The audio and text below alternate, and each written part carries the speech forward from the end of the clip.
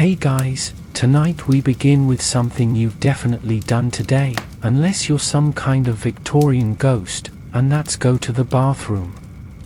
But instead of talking about the plumbing or flushing, tonight we're diving deep, probably too deep, into what people in the Middle Ages used instead of toilet paper. Spoiler, you probably won't survive this. Not emotionally. So, before you get comfortable, take a moment to like the video and subscribe, but only if you genuinely enjoy what I do here. And let me know in the comments where you're tuning in from and what time it is for you. It's always fascinating to see who's joining us from around the world. Now, dim the lights, maybe turn on a fan for that soft background hum, and let's ease into tonight's journey together. You start your medieval morning with the birds chirping, a chill in the air, and the gentle waft of manure mixing with stale ale in the village square. Breakfast is probably a chunk of barley bread, and your toilet is somewhere behind the house. If you're lucky, it's a designated spot, a latrine pit, or maybe just a wooden plank hanging over a stream. If you're not, you're squatting behind the barn with the pigs looking on in judgment. And now comes the real question. You've done your business. Now what? Well, in the Middle Ages, people didn't exactly run around with soft two-ply quilted sheets under their tunics.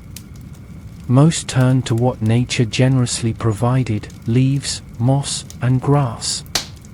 Soft, plentiful, and refreshingly biodegradable. Just imagine a thick clump of moss, slightly damp from morning dew, and suspiciously squishy.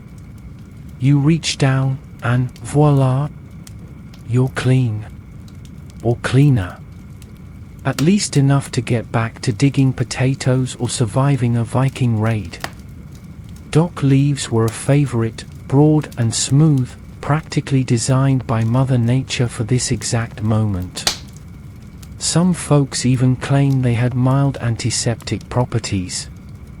Historians still argue whether certain herbs were picked specifically for their soothing qualities or just because they were the closest thing to the latrine. But here's the thing, location mattered. If you lived near a forest, you had your pick of soft leaves and thick moss. If you lived in a dusty plain, you were rolling dice with dry grass and brittle stems. Ouch. And in a pinch, any leafy plant would do, as long as it wasn't poisonous. That's right, medieval folks had to identify plants before wiping with them. One mistake and suddenly you're explaining to a healer why your backside has erupted into medieval botanical warfare. Then there's the rain factor. After a storm, moss becomes slippery, grass becomes muddy, and everything smells suspiciously like compost. But it's still better than going without. After all, no one was handing out toilet rolls at the village market. And yes, people reused certain natural materials. That moss? It might have been a regular customer at your bathroom tree. Leaves got swapped out daily, but not always single use. Frugality trumped freshness. If something was soft and green, it got the job. And let's not forget the risk of wildlife. Ever reached for a patch of moss only to realize it's housing a family of beetles? Yeah, it happened. There are even humorous medieval illustrations showing peasants being startled mid-squat, possibly after encountering an angry hedgehog. Nothing ruins your day faster than an unexpected pincushion to the glutes. Surprisingly, monks were some of the earliest record keepers of this odd hygiene chapter. In their cloisters, where silence reigned and cleanliness was semi-sacred, they sometimes mentioned the use of moss or grass in their sanitation rituals. And while the church generally stayed out of the details of medieval hygiene, blessed be that choice, certain manuscripts did note preferences for specific, wiping foliage. And what about etiquette? There wasn't a written rulebook, but there was an unspoken understanding: always toss your used leaves away from the communal path. Or better yet, bury them. Nobody wanted to step barefoot into someone else's post-moss moment. Meanwhile, back in the manor houses and castles, the wealthy may have used cloth scraps or even wool. We'll get to that later, but peasants, who made up 90% of the population, stuck with nature's bounty. It was sustainable, immediate, and required 0 trips to the medieval version of CVS.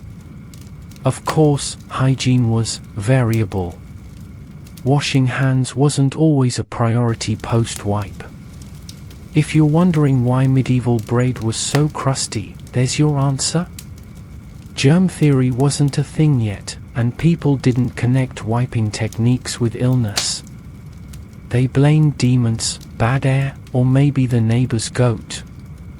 One story from 14th century France tells of a man who carried a pouch of moss on his belt, his personal hygiene assistant.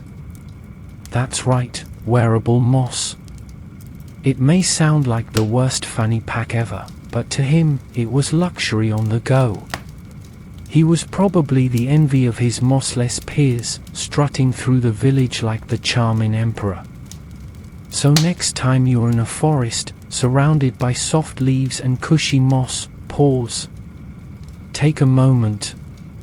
And remember, you're standing in the aisle of the original toilet paper aisle.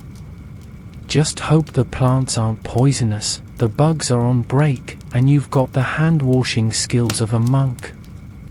You've just navigated the leafy wilderness of medieval bathroom solutions, and now you step into another time-honored tradition, grabbing a handful of straw. Not to make a bed for the livestock or patch up the thatched roof, oh no. Tonight, you're learning how hay became humanity's backup plan when moss was out of season and the grass was just too crispy. You stumble out to the barn, the morning fog still thick, and there it is, a bale of straw, golden, scratchy, and, well, ominously crunchy. You've got business to handle. You grab a bundle. It's not soft, it's definitely not absorbent, and you silently question all your life choices, but this is the 12th century and comfort has yet to be invented. Straw was everywhere. You fed it to animals, stuffed mattresses with it, scattered it across muddy floors to soak up spills, and, yes, used it as a kind of disposable hygiene stick. The long stalks were surprisingly handy, literally. You'd grab a few, twist them into a little brush, and swipe. Done. Bonus points if you tied a knot at the end to make a medieval-style sponge. Minus points if that knot came undone mid-use. Nobody wants a flailing straw mop back there.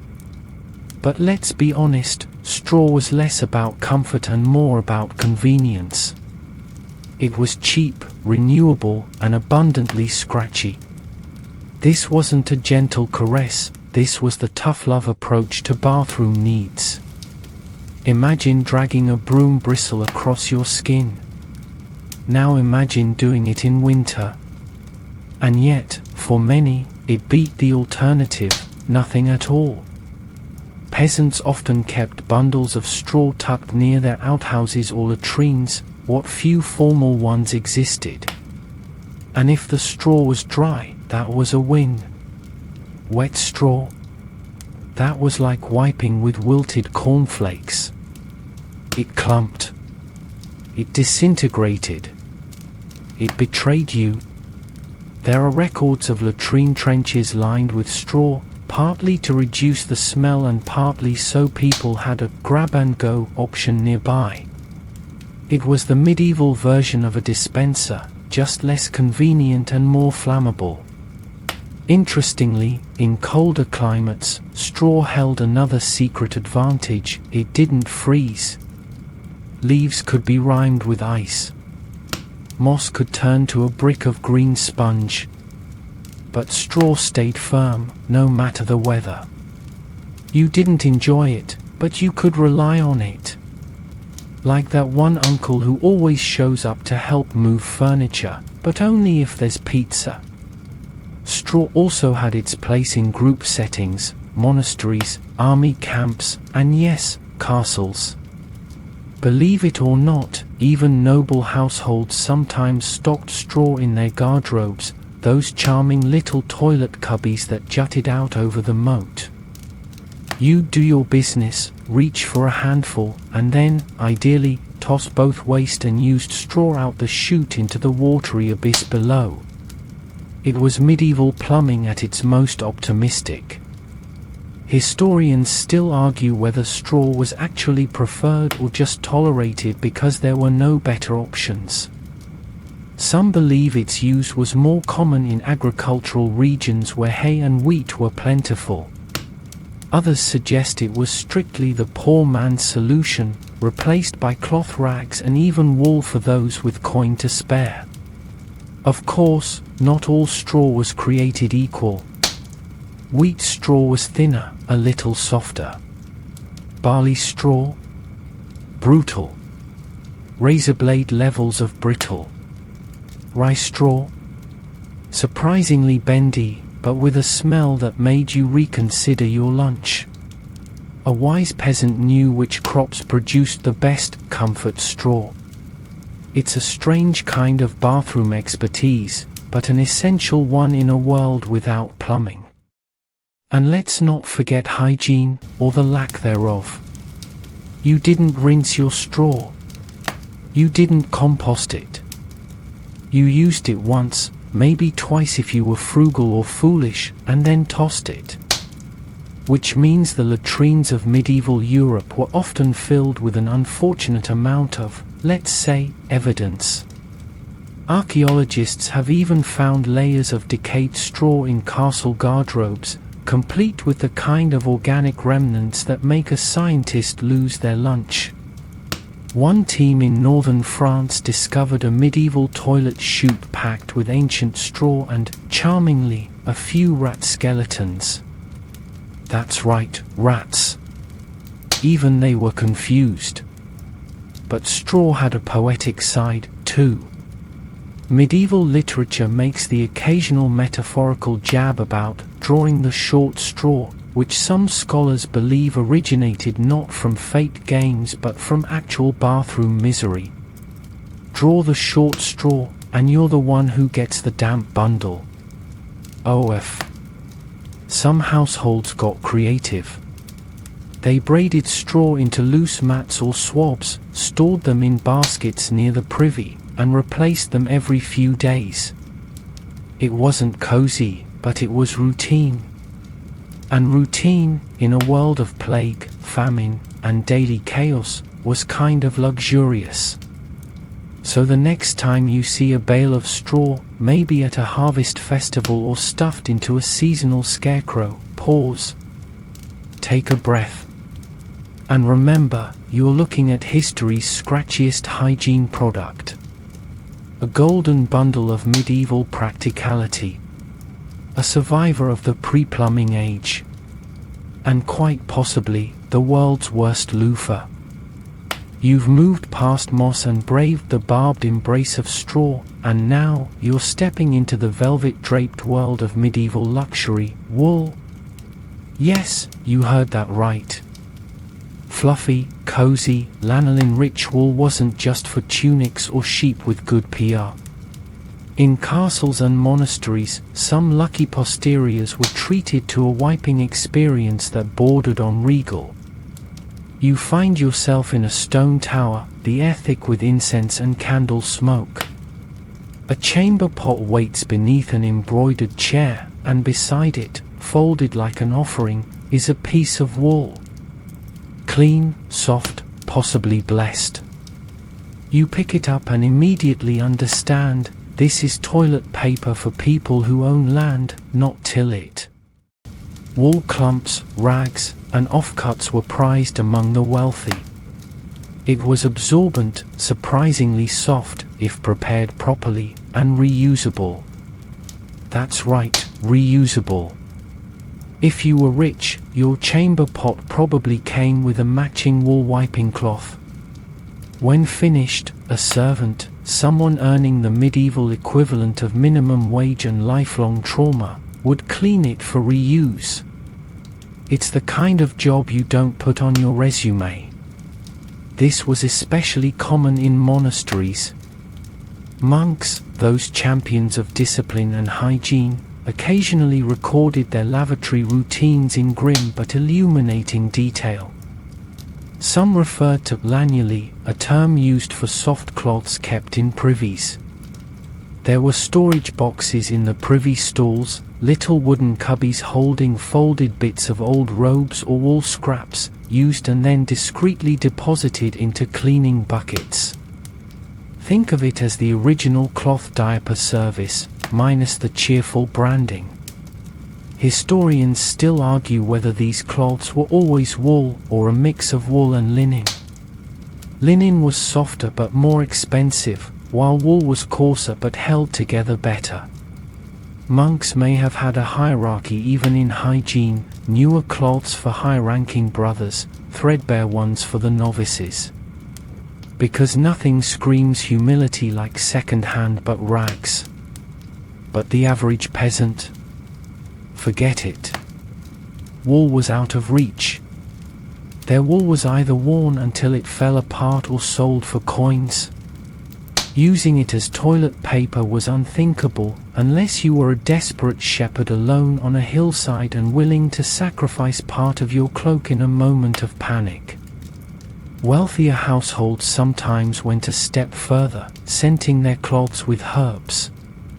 Lavender, sage, or rosemary were used to counter the less glamorous parts of the process. Imagine a damp castle privy, the chill seeping into your bones, and then, bam, a hint of lavender wafting up as you do your business. Pure class. And then there were the wool-wrapped sticks. Yes. In some noble homes, people used small wooden rods wrapped in wool or linen, wiped with them, and then cleaned or replaced the cloth as needed. A far cry from our humble paper rolls, but surprisingly efficient. You could even call it a medieval luxury bidet wand. Not catchy, but accurate. But let's be real, wool wasn't perfect. If you didn't wash it properly, it held odors like a gossip holds secrets. It could also irritate sensitive skin, especially the unprocessed types. And if you were using lanolin-rich wool, it might leave a greasy film. Medieval dermatology was not prepared for that. There's even evidence that some people believed wool was healthier for the skin than other materials. It was insulating, gentle on cold days, and possibly less likely to cause evil humors, whatever those were supposed to be. Remember, medical theories back then included things like balancing bile by moonlight. So take it with a scoop of medieval salt. And wool wipes didn't always go to waste. Used cloths could be burned, composted, if you were into that, or even repurposed as fire starters. Yes, really. You sat on it in the morning, and by nightfall it was lighting your hearth. Nothing went to waste in the Middle Ages, except maybe the concept of personal dignity. In times of plague or sickness, wool rags were sometimes soaked in vinegar or herbal mixtures, used to disinfect as well as clean. Think of it as a proto-wet wipe, minus the convenience and plus the risk of open flame. One story from a 14th century manor describes a hygiene chest that held different grades of cloth, red-stained ones for the ill, perfumed ones for guests, and plain, itchy wool for everyone else.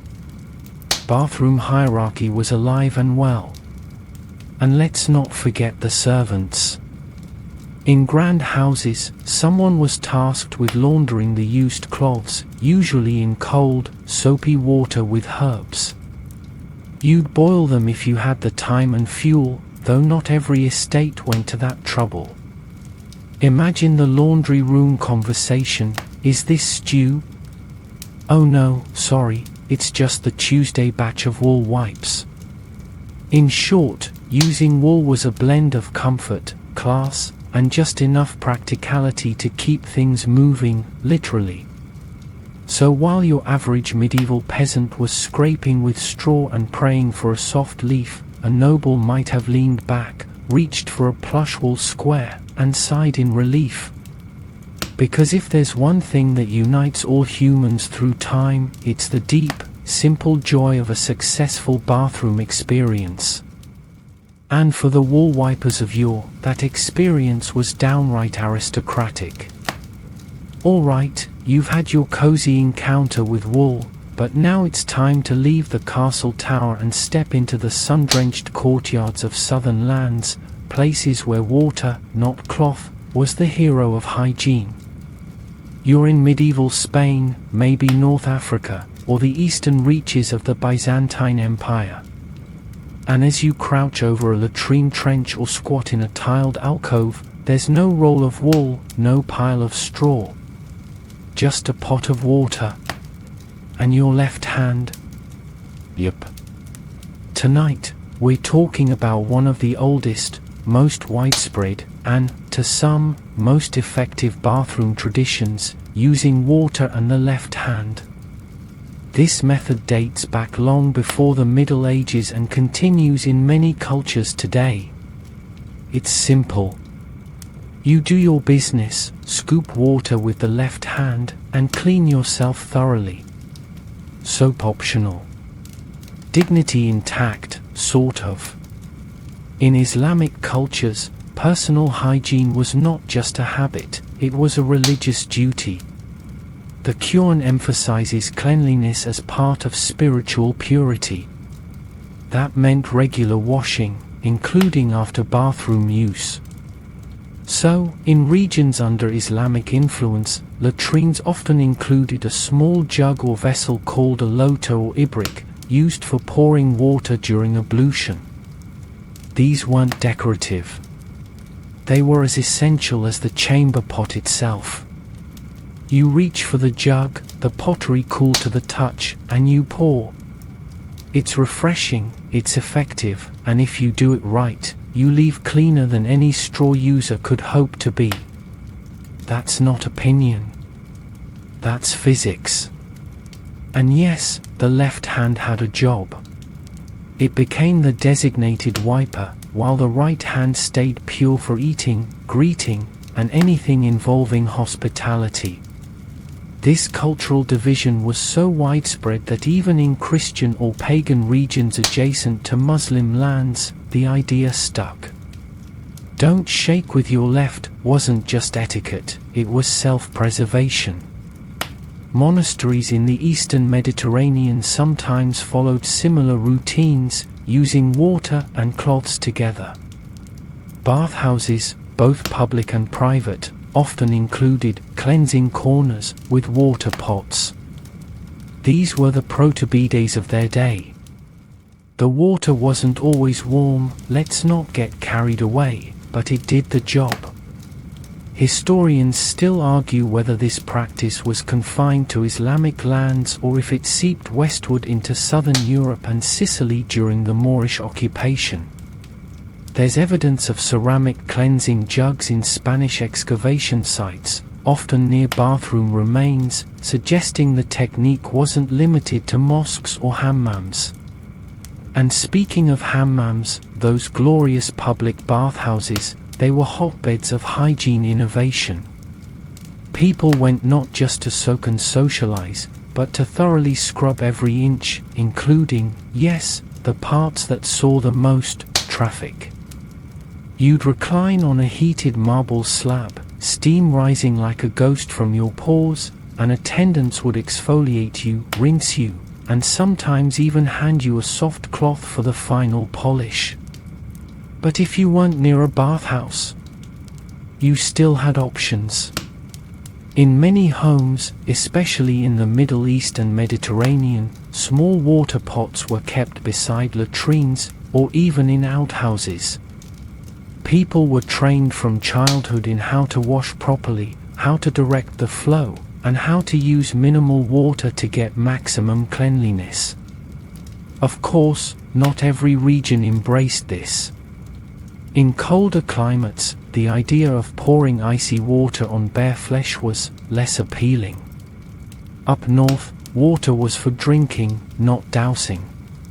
But in warmer areas, where water was more accessible or where religious teachings emphasized ritual washing, it became the gold standard of bathroom hygiene. And let's address the elephant in the privy. Did it work? Absolutely. Water and hand, used with skill and some care, clean better than dry materials like straw or cloth alone. Modern studies have backed this up, showing lower rates of infection and irritation in cultures that prioritize washing over wiping. Take that, quilted triple ply. Still, there were downsides. No soap? You're just moving things around. No water source. Now you're in a situation. And while the left hand was unofficially banned from mealtime, mistakes were made. One guest at a 13th century Persian banquet reportedly shocked his hosts by using his left hand to pick dates from a shared bowl. He wasn't invited back. In Europe, the practice of using water caught on slowly. The Crusaders, for all their faults and questionable motives, brought back not just silk and spices, but also new ideas about personal care. Some began incorporating water jugs into castle guardrobes. Others stuck with rags and hoped for the best. But the idea lingered, and in the centuries to follow, it would blossom into the modern bidet. But that's a tale for another night. For now, just imagine you're sitting on a stone bench, a clay jug beside you, birds chirping outside. You reach for the water, splash gently, and clean with practiced efficiency. You don't need paper. You don't need fancy cloth. Just a little water, a lot of technique, and a world of cultural understanding. And when you're done, you dry off, if you're fancy, or just let the breeze do the job. Then you wash both hands in a basin nearby, mutter a quick prayer of gratitude, and return to your day feeling fresher than anyone in Wool Town. So next time someone jokes about going medieval, just remember, in some parts of the world, going medieval meant coming out cleaner than you do with modern plumbing. You've rinsed with dignity and shivered through water-based hygiene, but now we venture into the grittier side of medieval cleanliness, where comfort gave way to desperation and options were more granular. Welcome to the realm of sand, soil, and scrub. You're out in the countryside, maybe along a dusty road, or tucked behind a crumbling stone wall. There's no leaf in sight, no wool in reach, and you just did what needed to be done. Now what? You look around. The ground offers one solution: earth. Dry soil, maybe a pile of fine sand, or a mix of the two if you're unlucky. You scoop a handful, hoping it's dry and crumbly, not damp and clumpy. There's no technique, just brute hope and careful application. It's gritty, it's effective in a rough sandpaper sort of way, and it's what thousands of people used when nothing else was available. Yes, sand. That stuff you associate with beach vacations and bad sandwich texture. For medieval travelers in arid regions, it was the default. It exfoliated, sure, but it also scoured like a medieval loofah. The process was fast, practical, and not for the faint of skin. And let's not ignore the fact that if you did it wrong, it was less cleansing and more medieval cat litter experience. Some parts of the Middle East, North Africa, and even Southern Europe embraced this method when water was scarce. Sand was everywhere. Soil, too. If it was dry, you were lucky. If it was clay-based and sticky, well, that was character building. The Bedouins and other nomadic groups knew how to use sand efficiently, sometimes mixing it with bits of straw or plant husk to make it more manageable. It wasn't glamorous, but it worked. Historians still argue whether the use of soil was a choice or just a last resort. Was it a custom or a matter of survival? In rural France, peasant households sometimes kept a basket of dry dirt near their outdoor latrines, specifically for this purpose.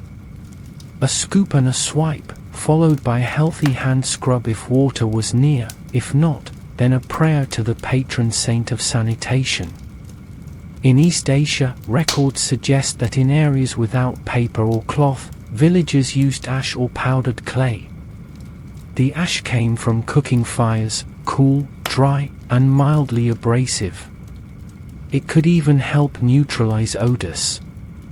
Imagine dusting yourself like a pie crust after baking. You wouldn't walk away feeling pampered, but maybe a little purified. But of course, sand and soil came with risks. Hygiene wasn't exactly a science back then, and folks didn't always understand that shoving bacteria into delicate areas was a bad idea. Infections were common, especially in wounds or during childbirth, and a gritty scrub with questionable dirt didn't help matters. Still, the earth was reliable. It didn't require trade routes or wool spinning. It was there, beneath your feet, silent and judgment-free. Medieval soldiers often carried small pouches of soil for the battlefield, less for wiping, more for packing wounds or absorbing sweat, but in a pinch, guess what those pouches were also used for? Yep. Multi-use misery. One tale from an old Slavic folk story tells of a young shepherd boy who, upon running out of rags, used fine silt from a river bank. He declared it cool, smooth, and slightly magical. His family declared him insane. But the riverbank method, wet or dry sand, remains part of rural law. In fact, some archaeologists believe that certain carved stone latrines from medieval villages included scooped outside areas meant to hold small amounts of soil. A medieval bathroom caddy, if you will. There are even more fringe methods, like crushed brick or gravel. You heard that right. Pebbles. One step above broken pottery, and one step below actual self-respect. These were rare, of course, and mostly confined to situations where all other options had fled in horror. But they were used. Likely once. By very brave, very uncomfortable individuals. And what happened after? Most people would bury their used soil or toss it into latrine pits, where it at least helped control the smell. Earth absorbed more than just moisture. It covered sins, soaked up embarrassment, and made the medieval world just a bit more survivable. And here's the twist. Some of these methods survived well into the 19th century in rural areas. Farmers in northern England reportedly kept basins of dry ash in their outhouses, and early American pioneers used dirt and sand liberally when more refined options weren't available. We like to think of ourselves as more civilized today, but our ancestors were just a dry scoop away from innovation. So the next time you dig your toes into a warm patch of sand, pause. Think of the people who reached down, scooped up a handful, and used it for a very different kind of refreshment. A handful of earth, a sense of stoic resilience, and the unwavering belief that survival sometimes meant getting your hands very, very dirty. You've rinsed with dignity and shivered through water-based hygiene, but now we venture into the grittier side of medieval cleanliness, where comfort gave way to desperation and options were more granular. Welcome to the realm of sand, soil, and scrub. You're out in the countryside, maybe along a dusty road, or tucked behind a crumbling stone wall. There's no leaf in sight, no wool in reach, and you just did what needed to be done. Now what? You look around.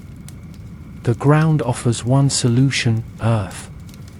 Dry soil, maybe a pile of fine sand, or a mix of the two if you're unlucky. You scoop a handful, hoping it's dry and crumbly, not damp and clumpy. There's no technique, just brute hope and careful application. It's gritty, it's effective in a rough sandpaper sort of way, and it's what thousands of people used when nothing else was available. Yes, sand. That stuff you associate with beach vacations and bad sandwich texture. For medieval travelers in arid regions, it was the default. It exfoliated, sure, but it also scoured like a medieval loofah. The process was fast, practical, and not for the faint of skin. And let's not ignore the fact that if you did it wrong, it was less cleansing and more medieval cat litter experience. Some parts of the Middle East, North Africa, and even Southern Europe embraced this method when water was scarce. Sand was everywhere. Soil, too. If it was dry, you were lucky. If it was clay-based and sticky, well, that was character building. The Bedouins and other nomadic groups knew how to use sand efficiently, sometimes mixing it with bits of straw or plant husk to make it more manageable. It wasn't glamorous, but it worked.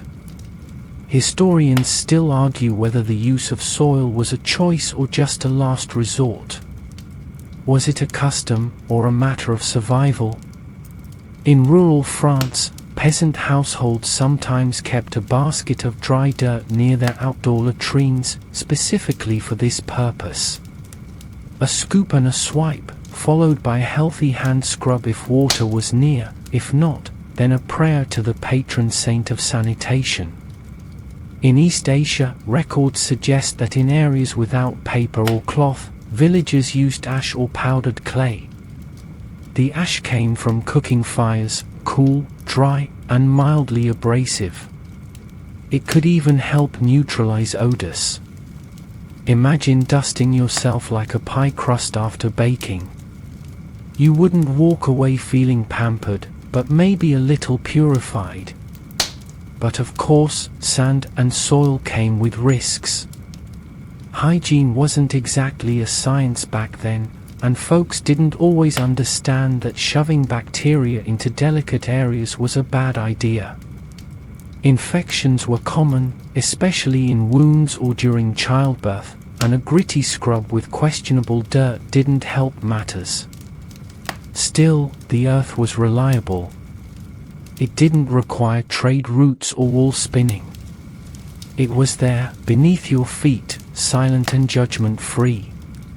Medieval soldiers often carried small pouches of soil for the battlefield, less for wiping, more for packing wounds or absorbing sweat, but in a pinch, guess what those pouches were also used for? Yep. Multi-use misery. One tale from an old Slavic folk story tells of a young shepherd boy who, upon running out of rags, used fine silt from a riverbank. He declared it cool, smooth, and slightly magical. His family declared him insane. But the riverbank method, wet or dry sand, remains part of rural law. In fact, some archaeologists believe that certain carved stone latrines from medieval villages included scooped outside areas meant to hold small amounts of soil. A medieval bathroom caddy, if you will. There are even more fringe methods, like crushed brick or gravel. You heard that right. Pebbles. One step above broken pottery, and one step below actual self-respect. These were rare, of course, and mostly confined to situations where all other options had fled in horror. But they were used. Likely once. By very brave, very uncomfortable individuals. And what happened after? Most people would bury their used soil or toss it into latrine pits, where it at least helped control the smell. Earth absorbed more than just moisture. It covered sins, soaked up embarrassment, and made the medieval world just a bit more survivable. And here's the twist, some of these methods survived well into the 19th century in rural areas.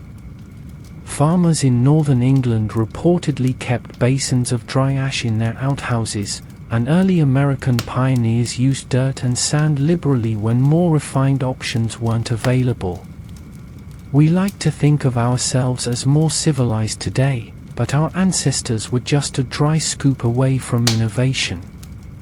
So the next time you dig your toes into a warm patch of sand, pause. Think of the people who reached down, scooped up a handful, and used it for a very different kind of refreshment. A handful of earth, a sense of stoic resilience, and the unwavering belief that survival sometimes meant getting your hands very, very dirty. So far, you've wiped with moss, hay, cloth, and even sand.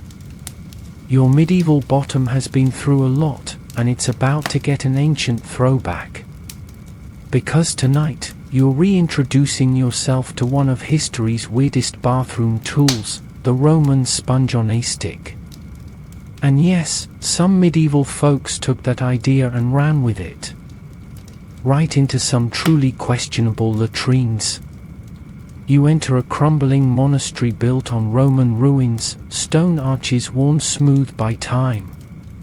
Down in the cellar is the latrine, a long stone bench with keyhole-shaped holes, each separated by polite dividers and zero privacy. But tucked near the wall is something even more curious, a stick, a little frayed on the end, sitting in a pot of brine water. Congratulations! You've just met the Tessorium. The Romans famously used sponges attached to sticks for wiping. They'd rinse them in salt water or vinegar between uses, communal and surprisingly effective, assuming you didn't mind the risk of pink eye. And while the Roman Empire fell, some habits lingered. Historians still argue whether the sponge on a stick survived into the medieval period, but there's circumstantial evidence that in monastic communities, public latrines reused Roman infrastructure, including those quirky hygiene stations. So while medieval villagers might not have had access to this ancient loofah, monks living in what were once Roman bathhouses just might have adopted, or at least repurposed, the tool. Imagine it, you're a monk in the 11th century, trying to balance piety and digestion. The privy is a quiet, sacred place, unless Brother Bartholomew is humming again. You finish your business, reach for the communal stick, give it a rinse in the vinegar bucket, and pray to Saint Elmo for sanitation. It's gross. It's humbling. But it's also practical.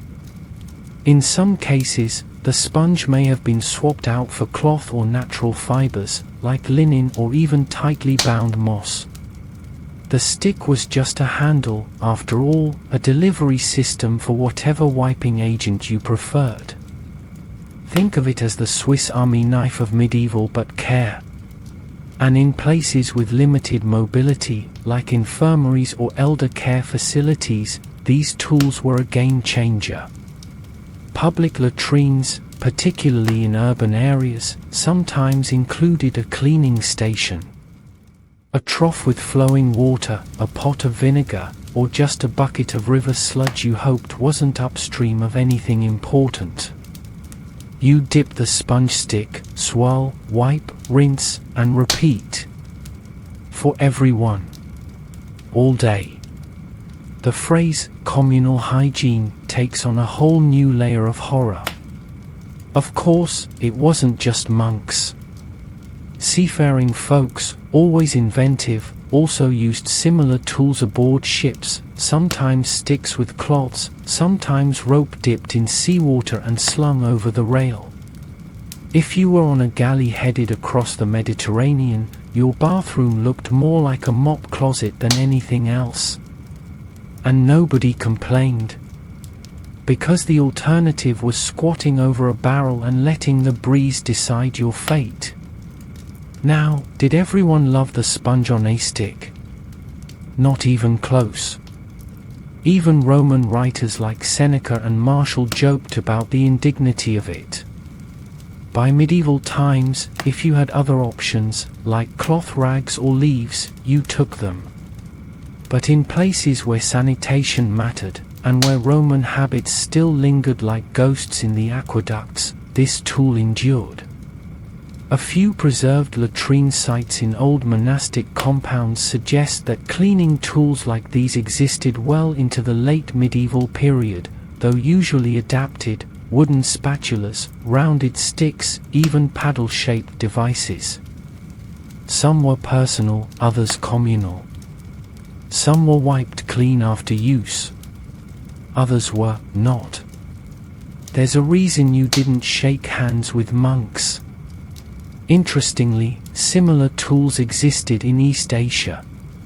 In China and Japan, wooden sticks called chugi or chugi were used for post-lavatory cleaning, often smoothed and shaped for the task. They were cleaned and reused, much like the Roman version. While it's unclear whether there was any direct cultural transmission, it's a fascinating parallel: humanity inventing the poop stick on opposite ends of the world. And just like with the Romans, vinegar was the sanitizer of choice. In fact, medieval hygiene guides often recommend vinegar or wine as disinfectants. Not just for wounds or feet, but for latrines. A splash of acidic liquid in the sponge bucket helped kill bacteria, or so they hoped, and added a hint of red wine aroma to an otherwise scarring experience. So if you ever wondered why monasteries kept barrels of vinegar, now you know. It wasn't just for salad. But perhaps the most surprising thing about the sponge stick: it wasn't universally mocked. In some communities, it was considered the cleanest option, more sanitary than reusing cloth or grabbing whatever happened to be growing by the latrine. It was a system. Flawed, yes, but systematic. You wiped, you rinsed, you moved on. It had rules. And medieval people loved rules, especially monks. So next time you visit a museum and see a weird-looking stick in a glass case, consider this: it may not be a cooking utensil. It might be a 1,000-year-old hygiene hero. Or villain. Depending on how many people used it before you. You've weathered the scratch of straw and the scrape of pottery shards, so let's give your medieval backside a brief sigh of relief, because tonight, we're entering the relatively cushy world of cloth rags and reusables. That's right. Not everyone in the Middle Ages wiped with twigs. Some had fabric. Used fabric. Probably someone else's. But still, fabric. You're inside a modest manor house or perhaps a bustling merchant's home in a growing city. The latrine is tucked in the corner of the courtyard or hidden behind a woven curtain in a side room. Nearby, in a small basket, you find rags, folded, if you're lucky. Damp, if you're not. Welcome to the world of medieval reusable hygiene. Cloth wipes were more common than you'd think.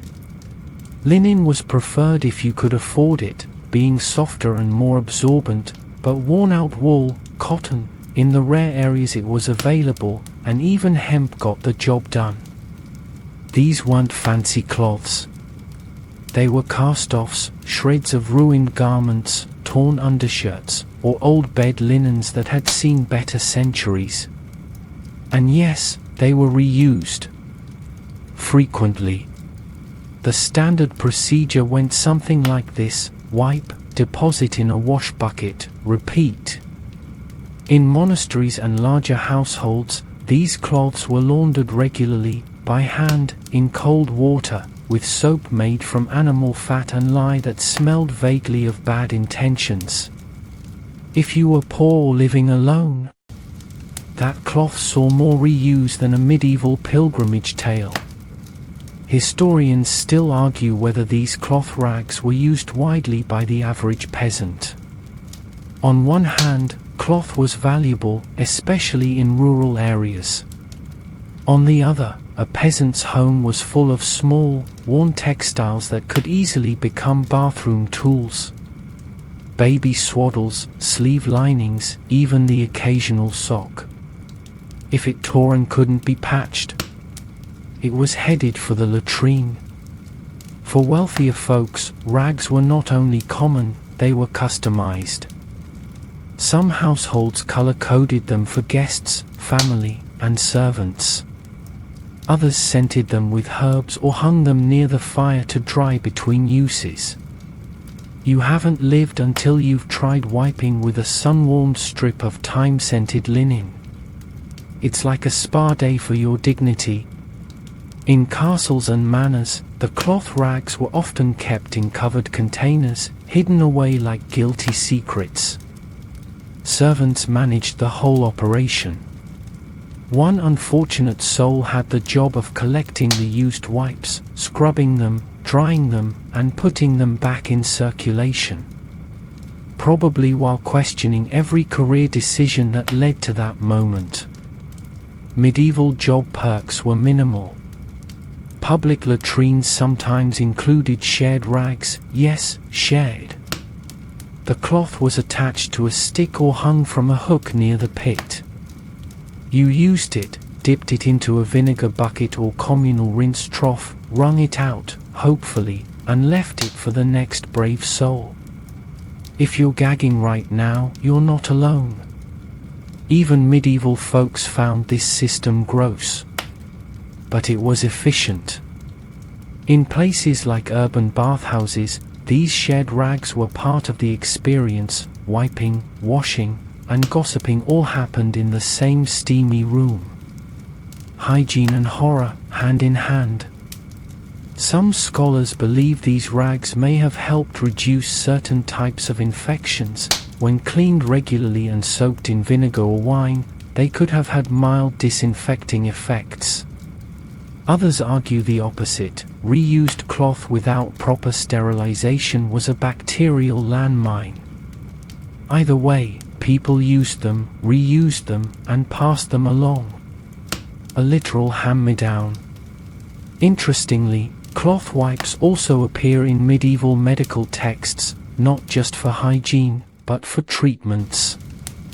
Cloth soaked in vinegar or herbal mixtures was used for everything from fever compresses to, you guessed it, anointing the parts after evacuation. That's medieval doctors speak for wiping smartly with medicated rags.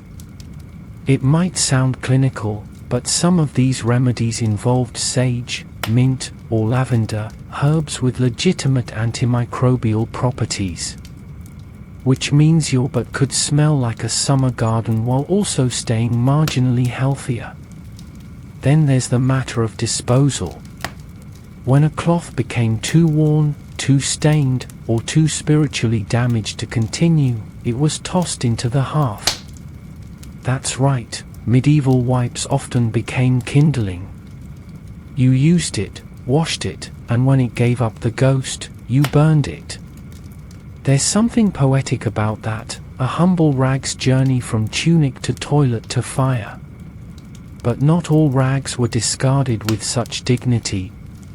In urban cesspits and castle garderobes, archaeologists have found clumps of fabric mixed with waste, too far gone to reuse, but not flammable enough to save. These sad textile blobs give us a fascinating look into medieval hygiene, and a very gross day at the dig site. So, cloth wipes weren't glamorous. They weren't always clean. But they were there. They worked. And they marked a rare moment of softness in an otherwise scratchy, gritty age. When you're huddled in a drafty room with no running water and a questionable diet, having something vaguely gentle on your behind is a small, beautiful luxury. And the next time you tear an old t-shirt and wonder what to do with it, remember your medieval ancestors. They didn't throw things away. They reassigned them. With creativity, resilience, and possibly a clothespin for the nose.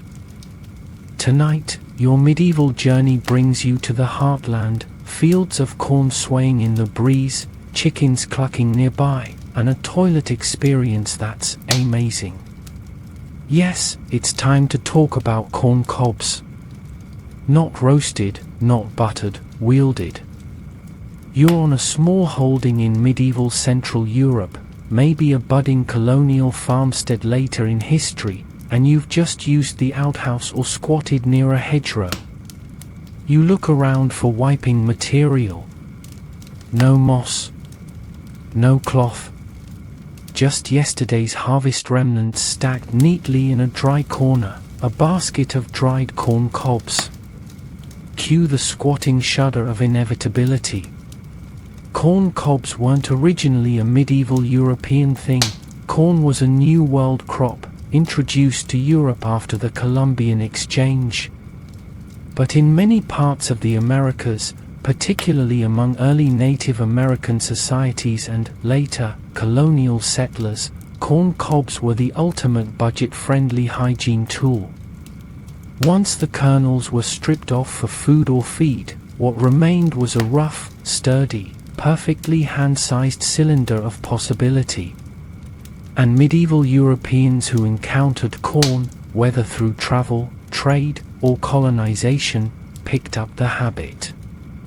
Because let's be real, if something doesn't rot, doesn't break, and is just lying around, someone's going to try wiping with it. But here's where it gets quirky. Some sources suggest that in later medieval and early modern periods, similar vegetable byproducts were used long before corn came on the scene. Think of dried thistle stalks, artichoke spines, even fibrous roots. Basically anything tough, dry, and vaguely cylindrical could be repurposed for a little medieval tush maintenance. When corn did arrive, it just slotted right into that same ecosystem of earthy improvisation. So, how did it work? Picture a dry cob, kernels removed, ends slightly frayed. It's surprisingly lightweight, rigid, and absorbent enough for a quick post-privy polish. One cob might serve for a single use, or, in truly desperate times, a couple. Then you toss it into the compost pile or privy pit, depending on your personal standards and available disposal systems. It was the original one and done. And some people swore by it. In fact, long after medieval times, settlers and pioneers in rural America kept baskets of dried corn cobs near outhouses well into the 19th century. It became a tradition. Grandpappy's cob, anyone? Of course, historians still argue whether corn cobs were ever used in Europe during the later medieval era. Some believe the timing doesn't quite line up, that corn wasn't widespread enough before the 1500s. But others suggest that by the late 15th century, especially in port cities like Lisbon or Seville, corn was being experimented with. And in those early adopter households, well, someone probably looked at a cob and thought, could work. And then they did. If you were poor, rural, and had zero access to cloth or clean water, a corn cob was a gold mine. Cheap, plentiful and biodegradable. A peasant dream. And as the agricultural economy expanded, so did the availability of such unlikely items. You're growing corn to survive the winter and wiping with the leftovers. It's like the medieval version of zero-waste living. Of course, the comfort factor is debatable. A dry cob is no silk napkin. It's rigid. It's bumpy. And it's probably splintered in places. A common folk trick was to slightly dampen the cob beforehand, make it less abrasive. Or to rub it with lard or oil if you were feeling truly luxurious, which turned your back-end chore into a grease-and-go affair. You won't find that in any modern self-care guide. Cobs were also sometimes cut in half or whittled to a smoother shape. Some families even drilled a hole through one end to hang it on a peg near the latrine. Hygiene wasn't just survival, it was display. You wipe, you rinse, you hang. Repeat daily. Occasionally, communal cobs existed. And yes, just sit with that image for a minute. And it wasn't only the country folk.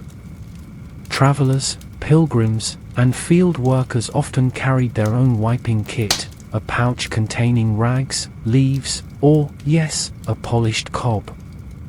One tale from a 16th century diary recounts a German pilgrim who described his journey through Spain, marveling at the thick red corn and, quite candidly, the wiping stick provided by local inns. There's no way to prove it was a cob, but the shape fits. And so does the implication, if it was durable and discarded, it had a second life. Eventually, as paper products and sanitation improved, the cob fell out of favor. But even today, it lives on in agricultural lore, in bathroom jokes, and in certain ultra-rural outhouses where a basket of cobs still greets you with a dry, echoing promise, this is going to be memorable. So next time you see a cornfield, or finish a summer cob dripping with butter, pause and consider the journey. That plant fed you. That plant warmed your hearth. And in the not-so-distant past, it might have cleaned you up too. You've survived the cob, and now it's time to go coastal, where your wiping tools don't grow on trees but wash up with the tide. Tonight, we're diving into a lesser-known, salt-sprayed method of medieval hygiene, seashells. Smooth, curved, and questionably sharp, these marine marvels offered a unique solution for those who lived by the sea and weren't too picky about comfort. Picture this, you're a weather-beaten fisherman in a damp cottage along the windswept coast of Brittany. Your days are filled with nets and sea spray, and your bathroom breaks happen in a little stone outhouse perched above the rocky shore. Inside, no moss, no cloth, but a pile of oyster shells. Absolutely. Yes, shells. As in actual bivalve remnants, like clams, mussels, and especially oysters. They were free, abundant, and already considered waste after the meat had been eaten. Once discarded, they found new purpose. You grab one, test its edge, and proceed with what might be the most medieval version of exfoliation ever invented. Historians still argue over how common this practice really was. There's no medieval instruction manual titled 50 Ways to Wipe with a Scallop, but coastal midden heaps, essentially ancient trash piles, sometimes contain clusters of worn-down shells with suspicious smooth edges. Were they polishing stones? Cooking tools? Or were they, as one archaeologist delicately put it, part of the personal sanitary toolkit? The evidence is gritty and circumstantial, much like the method itself. But here's the logic: shells are curved. Some are fairly smooth. And when held right, say, with a gloved hand or a fold of cloth, they could, in theory, scoop and scrape without too much damage. It's the kind of tool you don't use for luxury, but for sheer availability.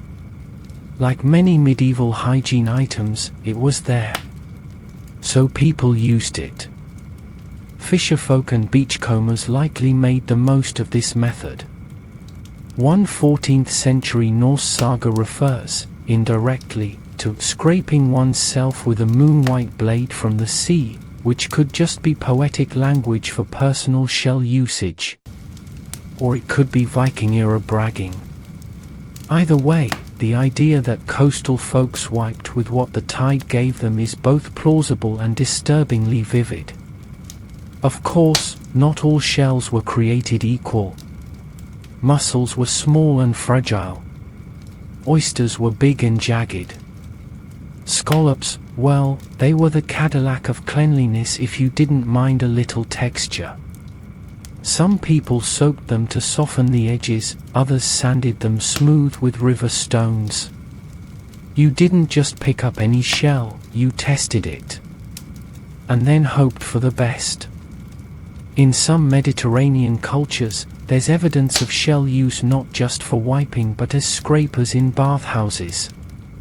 These might have had dual purposes: removing oil, cleaning skin, and yes, handling post-bathroom hygiene. A Roman influence, perhaps, that trickled down through the centuries like poorly aimed seawater. But let's not get too romantic. Using shells was risky. One slip, and you're going from hygiene to surgery. It wasn't unheard of for people to suffer minor injuries from overly enthusiastic scraping. The medieval equivalent of a shaving nick, but much worse. Some homes likely had designated cleaning shells, used only for this purpose and discarded when they got too sharp or broke in the line of duty. The idea of communal shell use isn't well documented, for very good reasons, but in small fishing villages, there may have been a shared basket of pre-worn shells near the latrines. Pick one, use it, toss it into a discard pile or into the sea, where it would eventually be ground into sand and re-enter the ecosystem of indignity. It's the circle of life, medieval style.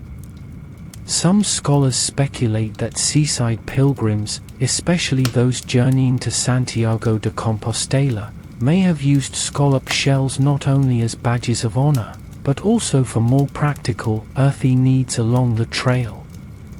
You wore it on your hat by day and, well, you get the idea. It puts a whole new spin on multi-purpose gear. In more refined households, it's unlikely seashells saw much action unless you lived right on the coast. Cloth and water remained the top-tier options. But out in the salty winds, among the kelp and the gulls, the humble shell got the job done. And if you could clean a fish, you could definitely clean yourself, with practice. So next time you wander a beach and pick up a shell, admire the color, the texture, the spiral of its design. Then remember, it might once have had a very different purpose. One not discussed in polite company. One that echoes with the quiet desperation of medieval sanitation.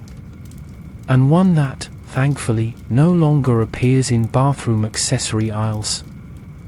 Now that you've been exfoliated by the coast, let's cool things down a bit and follow the stream inland to a quieter, softer solution, one that makes you sigh in relief after the shard and shell shenanigans. Tonight, you find yourself beside a babbling brook, knees bent over a smooth stone ledge, and in your hand is nature's most underrated butt wiping tool, the river stone. Not just any stone. A certain type. Rounded by centuries of water flow, warmed by sunlight, and polished by time. You might say it's the original reusable wet wipe, except, a rock. Imagine you're a woodsman in medieval Wales or a pilgrim trekking through the Alpine passes. Nature is your bathroom, and luxury is a relative term. When it's time to do your business, you find a secluded spot near a clear stream. Nearby, resting on a flat rock, are a few pebbles, smooth, oval, and suspiciously well placed. Someone's been here before. And someone was thoughtful enough to leave the good stones behind. You grab one, give it a quick rinse, and use it with surprising success. There's weight to it, stability. No flimsiness. It doesn't tear like moss or backfire like straw. It's a gentle scrape, followed by a cleansing dip in the stream. And maybe, just maybe, you whistle a little tune because for once, medieval hygiene feels okay. River stones were prized in regions with ready access to clean running water. In forest communities, hermit retreats, or even hilltop monasteries, they served as a durable, low-maintenance alternative to anything cloth or plant-based. They didn't mold. They didn't crumble. They didn't talk back. And best of all, they were washable. Historians still argue whether this practice was widespread or simply practical improvisation. Archaeological digs have uncovered smooth stones in ancient latrine pits, often alongside bones, seeds, and other waste, suggesting they were tossed in post-use. But in more isolated locations, the reusable model likely prevailed. Think of it like a personal hygiene rock collection. One for Monday, one for Tuesday, and one you keep hidden from guests. It's worth noting that river stone wiping wasn't limited to Europe.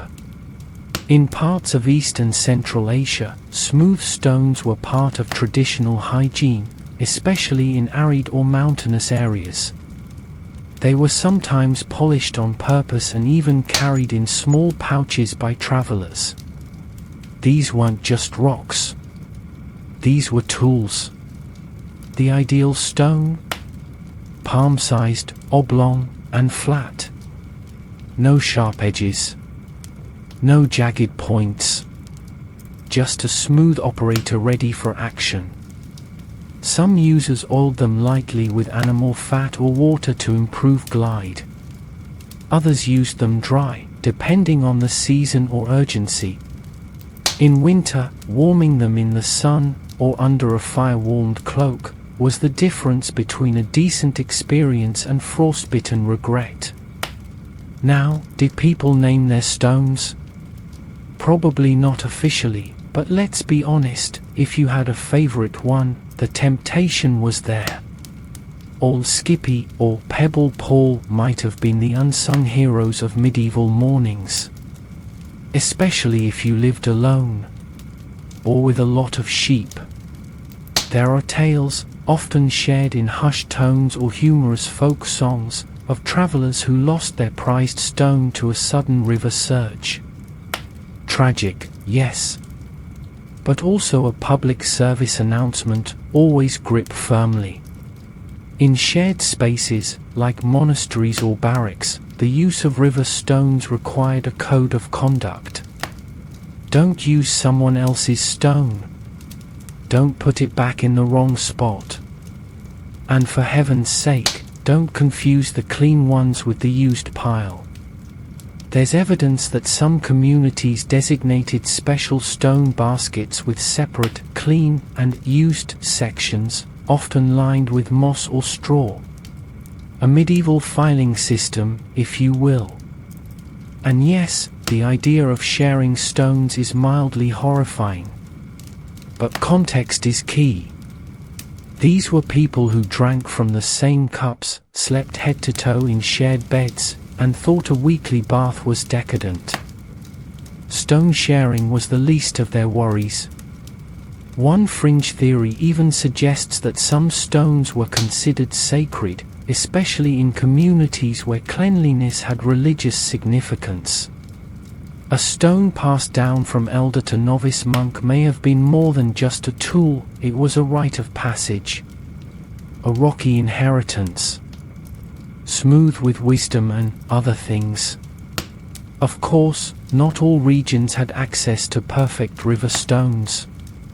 In dry climates or rocky highlands, folks got creative: pumice, smoothed shale, even flattened bone in rare cases. But where rivers flowed, stones reigned.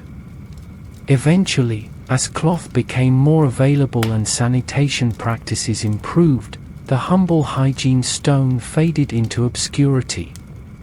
But not entirely. Some isolated communities kept the tradition alive well into the 19th century, and a few reenactors today swear by it, though usually with a comedic twinkle and an emergency pack of wet wipes on standby. So the next time you skip a stone across a lazy stream or admire a polished pebble at the edge of a trail, consider its secret past. That stone might have been part of someone's daily ritual, a silent witness to quiet moments, a tool of survival, a medieval but friend. By now, your medieval journey has taken you through the fields, forests, coasts, and rivers. You've rubbed, scraped, and rinsed your way across half the continent.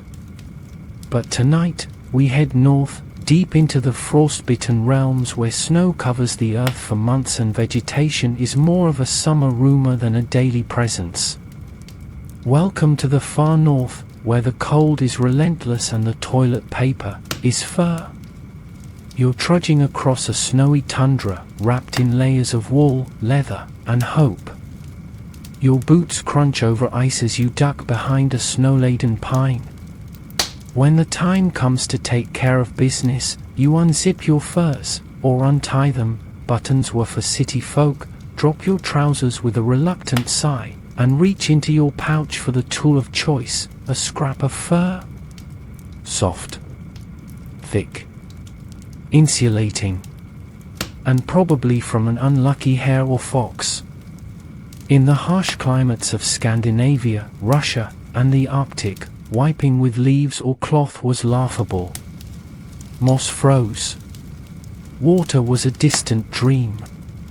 And trying to use a stone in sub-zero temperatures, that was a fast track to regret. So instead, people turned to the animals they already relied on for clothing, food, and shelter. Fur scraps, offcuts from garment making or leftovers from butchering, were the unsung heroes of northern hygiene. Rabbit, fox, marten, and even reindeer hides were all fair game. A single piece might last days or weeks, depending on how well it was maintained. You'd wipe, shake off the excess, with practiced disgust, and tuck it back into your pouch. Rinse in snow or ice water when possible, dry by the fire, and repeat. It wasn't glamorous, but it was warm. Historians still argue whether fur wiping was standard practice or just a fallback option. Written records are scarce, partly because people weren't racing to document their daily hygiene routines. But among Sami, Inuit, and other indigenous northern groups, animal-based tools were common and practical. And fur, with its natural oils and softness, provided both comfort and cleanliness, assuming you weren't squeamish. Imagine a reindeer pelt cut into squares, neatly stacked in a corner of a wooden cabin, next to the kindling and smoked fish. Or a foxtail tied to a stick, yes, that was a thing, used like a medieval duster for your backside. Some fur tools were even fashioned with handles or loops for ease of use, like the bath accessories of your dreams gone slightly feral. But using fur wasn't without its challenges. The hair could mat over time, especially if not properly cleaned. And in some cases, the skins had to be treated with lye or smoke to prevent them from rotting.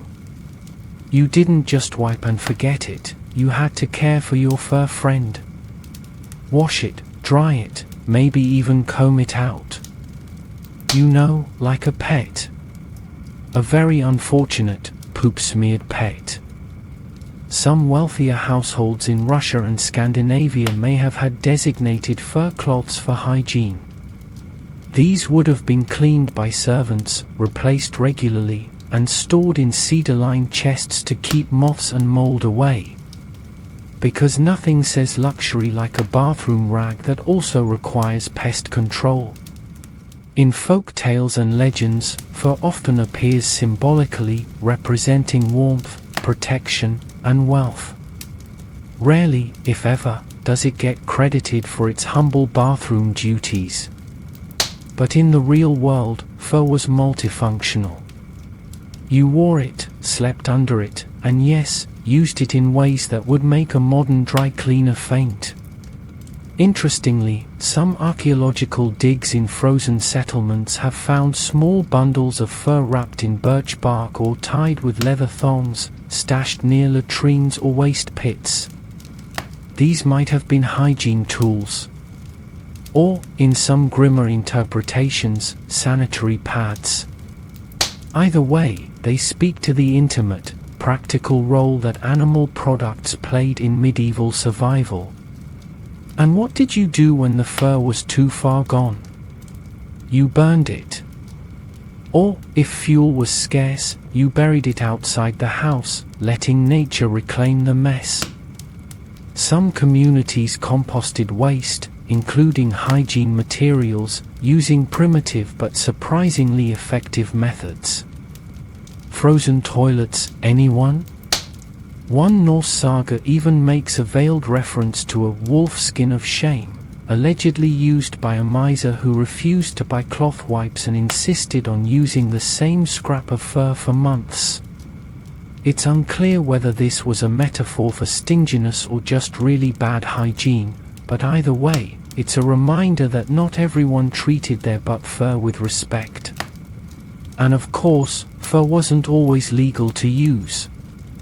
In some noble courts, certain pelts were restricted to the aristocracy. Imagine being told your fox fur toilet rag was breaking sumptuary laws. Now that's awkward. Still, for all its eccentricities, fur offered something no other wiping tool could: insulation. When temperatures dropped below freezing and latrines turned into ice sculptures, having a warm, soft, pliable wipe was a miracle. The fur didn't tear, didn't scratch, and didn't give you frostbite. That alone made it worth the trouble. So the next time you see a vintage fur coat in a thrift store window, think of your medieval northern counterpart. Huddled beside a snowy ridge, muttering curses into the wind, and gripping a little tuft of rabbit pelt like it was the last luxury on earth. A cold wind, a warm wipe, and just enough dignity to keep trudging forward. So far, your medieval hygiene toolkit has included leaves, fur, and even rocks, but tonight, we're headed to the most ironically elegant wiping method yet. Not soft, not fluffy, but literary. Yes, you're going to wipe with pages from actual books. You find yourself in a crumbling manor house or a dusty scriptorium, where discarded parchments and worn scrolls pile up in forgotten corners. Or maybe you're in a poorly funded rural chapel, where devotion runs deep but the supply of linens does not. You step into the outhouse, and what do you see hanging on a nail beside the wooden seat? Pages. Torn. Creased. Ink smudged. Scripture, sermon notes, and maybe even an old tax record, now destined for a less dignified second act. While it may sound like a punchline, medieval folks absolutely wiped with old papers. It wasn't the most common practice, since paper itself was precious and parchment was wildly expensive. But when scrolls or codices became damaged, outdated, or heretical, they found new, humbling lives in the latrine. Parchment, made from animal skin, was smooth, durable, and could be wiped and reused multiple times before it gave out. Early paper, often rough and fibrous, wasn't ideal, but it absorbed enough to be serviceable. And when your only other options were twigs or seashells, well, papery salvation seemed divine. Historians still argue whether this was a widespread practice or limited to the very poor and the very wealthy. Poor villagers didn't own books to begin with, but they might stumble upon discarded parchments near monasteries or markets. Wealthy homes, on the other hand, occasionally culled their libraries, especially if a book became politically risky. Why burn a banned tract when you could downgrade it to toilet paper? There's a juicy irony here. Throughout the Middle Ages, as scribes labored by candlelight to transcribe religious texts, histories, and legal decrees, few probably imagined their work ending up in the privy. Yet many early modern historians have found manuscript fragments in cesspits, ink still faintly visible, though stained with history. Even funnier and darker, some sources suggest people deliberately wiped with documents they despised. Heretical pamphlets. Perfect for the outhouse. Excommunication letters. Now that's cathartic. One 15th century Italian merchant's diary mentions using that cursed ledger of taxes as a wiping cloth during a harsh winter. He claimed it was the first time he felt warmth from a tax collector. And monks? Surprisingly practical. Damaged scripture pages or old sermon drafts sometimes ended up as waste paper, literally. There's even anecdotal evidence that monastic latrines had stacks of cut parchment squares near the seats, saved from scriptorium errors or damaged binding projects. A missed letter? A poor margin? Congratulations, it's now a hygiene tool. But this practice wasn't without controversy. Religious leaders occasionally condemned the desecration of sacred texts, even in private. There are records of priests being reprimanded for mishandling scripture, with implications that the misuse occurred behind closed doors and behinds. One peculiar tale from 14th century Germany involves a heretic who was executed, and whose writings were not burned but publicly declared fit only for the privy. Townsfolk were encouraged to use the pages before discarding them into a communal latrine. Whether this actually happened or was just medieval PR spin is up for debate, but the message was clear: books could fall from grace, one square at a time. In rural households, especially post-15th century as paper production increased, wiping with pages became more common. Travelers' journals mention privy pages, and one cheeky British note from the early Renaissance grumbles that the master reads from the book, then wipes with it. Possibly an exaggeration. Possibly not. Some papers were even semi-manufactured for this very purpose. Cheap pamphlets, flyers, and rejected printing proofs made their way to inns and public toilets. In many ways, this was the proto-toilet paper era. Poorer folks weren't grabbing luxury scrolls, but they weren't always stuck with straw either. Over time, this method faded as cleaner, softer paper became more available and less likely to include excommunications or legal threats. But even into the 18th century, rural homes still kept baskets of paper scraps in outhouses. The phrase, "don't waste paper," took on a whole new meaning. So, next time you print out a draft you hate or rip up junk mail, think of your medieval counterpart. Shivering in a drafty wooden shed, clutching a page of outdated psalms, and whispering, "Forgive me," before doing what had to be done. Tonight's tale takes an even sharper turn, from dusty religious texts to something far more charged. You're not just wiping with books now. You're wiping with defiance. Welcome to the world of religious tracts and heretical pamphlets, those fiery documents meant to spark revolutions, fan rebellions, or convert souls. And for many medieval people, they ended up doing something far less noble, cleaning behinds. You find yourself in a town square in late medieval Germany, where tension simmers in the cobbled streets. A preacher on a makeshift podium is shouting about indulgences, corruption, and the price of salvation. His followers distribute leaflets, angry words in bold ink. By evening, those same pamphlets blow like dry leaves down alleyways, trampled underfoot or stuffed into tavern privies. And in homes behind shuttered windows, some are read, some are burned, and some, well, they serve another purpose entirely. In a world where the written word held the power to move kingdoms and damn souls, using a heretical pamphlet as toilet paper was the ultimate statement. Sometimes ironic, sometimes contemptuous, always a little risky. You're a modest innkeeper, skeptical of church politics but not particularly devout. Someone hands you a tract warning that the Pope is the Antichrist. You read it, raise an eyebrow. Then, later that night, you find yourself out in the outhouse with nothing but that crumpled parchment. The ink smears a little under your fingers. The message becomes intimate.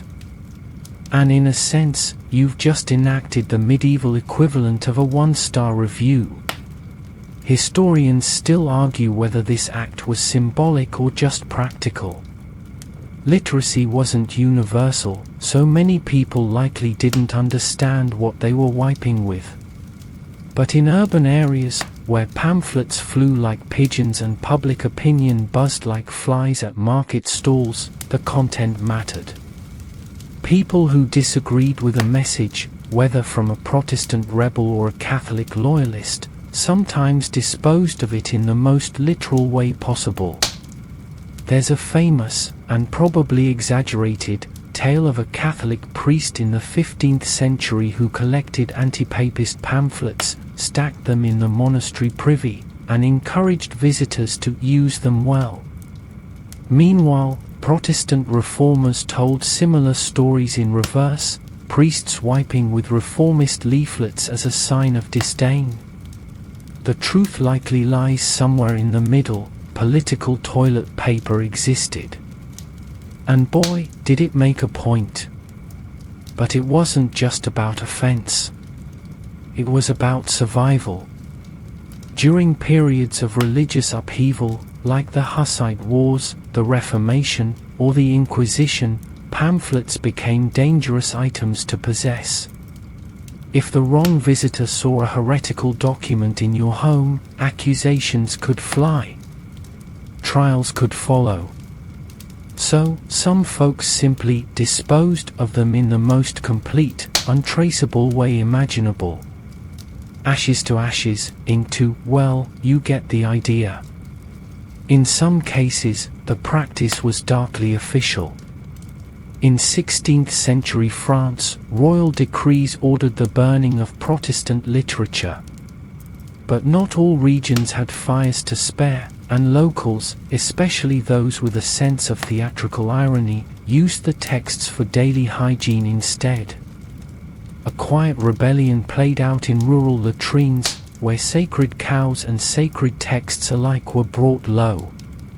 One particularly juicy story comes from Tudor England, where a Catholic noble was said to have stocked his estate latrines with early English Bible pages, to mock the reformers. The servants allegedly refused to use them, fearing divine punishment.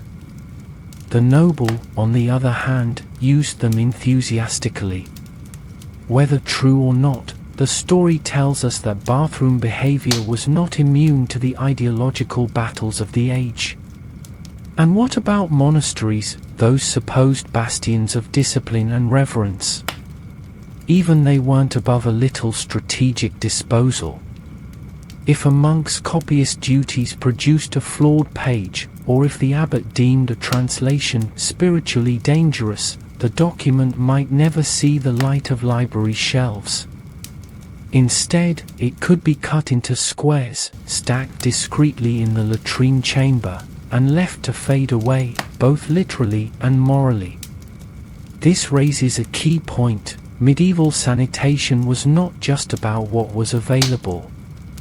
It was about what could be sacrificed. A damaged parchment wasn't just waste, it was an opportunity. A failed sermon draft? A misprinted indulgence? Repurposed with grim efficiency. And before you scoff at the idea of sacred texts being used so casually, consider this: the lines between sacred and profane were blurry in medieval daily life. The same people who revered saints and relics also swapped body humor at market stalls. To them, wiping with a religious document wasn't always sacrilege. Sometimes, it was just a Wednesday. Of course, not everyone approved. Ecclesiastical records contain scattered references to improper disposal of church writings, often punished with public penance or minor fines. But enforcement was rare. How do you police what someone does behind a wooden door with a hole in it? So yes, people wiped with religious documents. Whether out of rebellion, necessity, or pure mischief, they took inked ideas and quite literally flushed them from their lives. In doing so, they turned theology into tissue and protest into pulp. So the next time you see a passionate pamphlet shoved in your mailbox, remember, in another era, that might have ended up in someone's outhouse. And honestly, that's a kind of historical recycling we can all reflect on. Tonight, we're stepping away from the latrines of peasants and pilgrims and into the perfumed chambers of royalty. Because yes, even the highest of highborns had to go. And when they did, their wiping rituals weren't just functional, they were gilded, embroidered, and, frankly, absurd. You've arrived in a medieval palace, all velvet drapes and candlelight, and someone just handed you a square of cloth edged with gold thread. Welcome to the world of royal toilet cloths. You're not just anyone tonight. You're a noble, or at least a courtier with friends in lofty places. Your chamber pot is porcelain. Your seat is cushioned. And your hygiene? Handled with something soft, ornate, and, get this, sometimes even scented. Because if your chamber robe has a fur collar, your toilet rag might as well match. The royals of medieval Europe, especially in France, England, and the Italian city-states, developed elaborate habits around hygiene. Not because they understood bacteria, spoiler, they didn't, but because they understood display. And nothing said, "I'm better than you," like wiping with embroidered cloth instead of, say, a corn cob. Historians still argue just how widespread this practice was. Some claim it was limited to the absolute elite, kings, queens, and cardinals, while others suggest it extended to upper nobility. But inventories of royal households sometimes list toileting cloths or personal linens, with surprisingly high thread counts and suspicious purposes. These weren't handkerchiefs. These were but napkins with ambition. Take the English court of Henry VIII, where personal hygiene attendants were actual job titles. The groom of the stool was a real position, filled by noblemen who managed not just the king's chamber pot, but also the cloths, powders, and perfumes used during his private moments. You didn't just wipe. You wiped under supervision, with a valet holding a warmed cloth and a respectful silence. These cloths were often made from finely woven linen, sometimes edged with lace, tassels, or gold thread embroidery. They were folded, fluffed, and stored in perfumed chests. Some were even monogrammed, because if you're going to do something that personal, it might as well be personalized. Did they reuse them? Yes. Often. Laundering was handled by discreet servants, and specialized soaps, sometimes made with rosewater or vinegar, were used to clean and refresh each piece. In France, royal laundresses had specific instructions on how to fold intimate linens, ensuring no creases touched the monogram and no commoner's hands sullied the threads. In some courts, there's evidence that the cloths were pre-scented with herbs like lavender, rosemary, or mint. The goal wasn't just cleanliness, it was fragrance. A royal but deserved a floral send-off. And in particularly elaborate cases, the cloths were even warmed near the fire before use. Imagine a valet presenting a heated, scented linen square like it's a precious gift. Because to them, it was. But not all royals were so refined. One German prince was known for demanding coarser linen to feel something get done, while a Spanish queen reportedly insisted on silk. Silk. For wiping. There's decadence, and then there's frictionless delusion. Of course, there were practical risks. Cloth, no matter how fancy, could harbor bacteria if not properly cleaned. And warm, moist storage conditions weren't ideal for preventing mildew.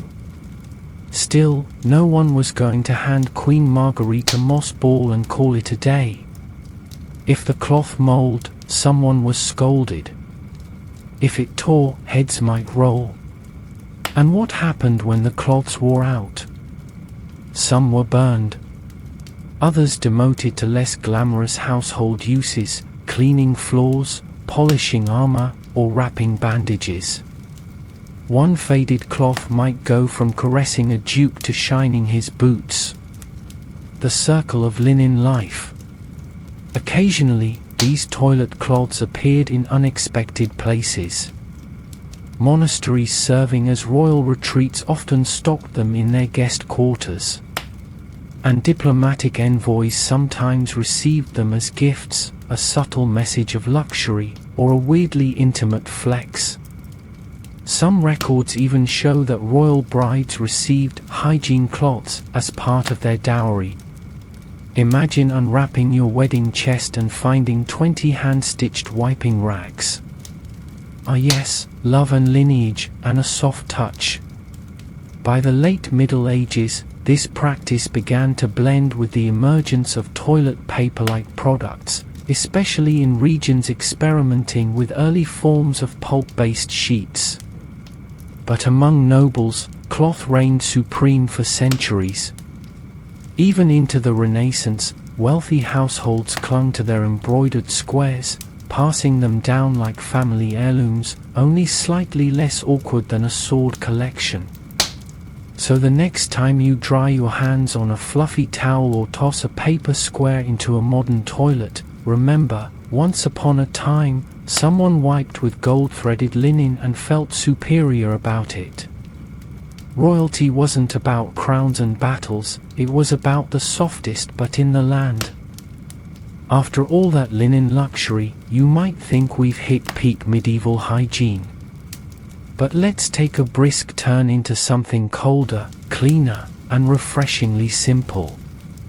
Tonight, you're squatting in the snow, literally, and learning to appreciate one of nature's most misunderstood hygiene tools, snow itself.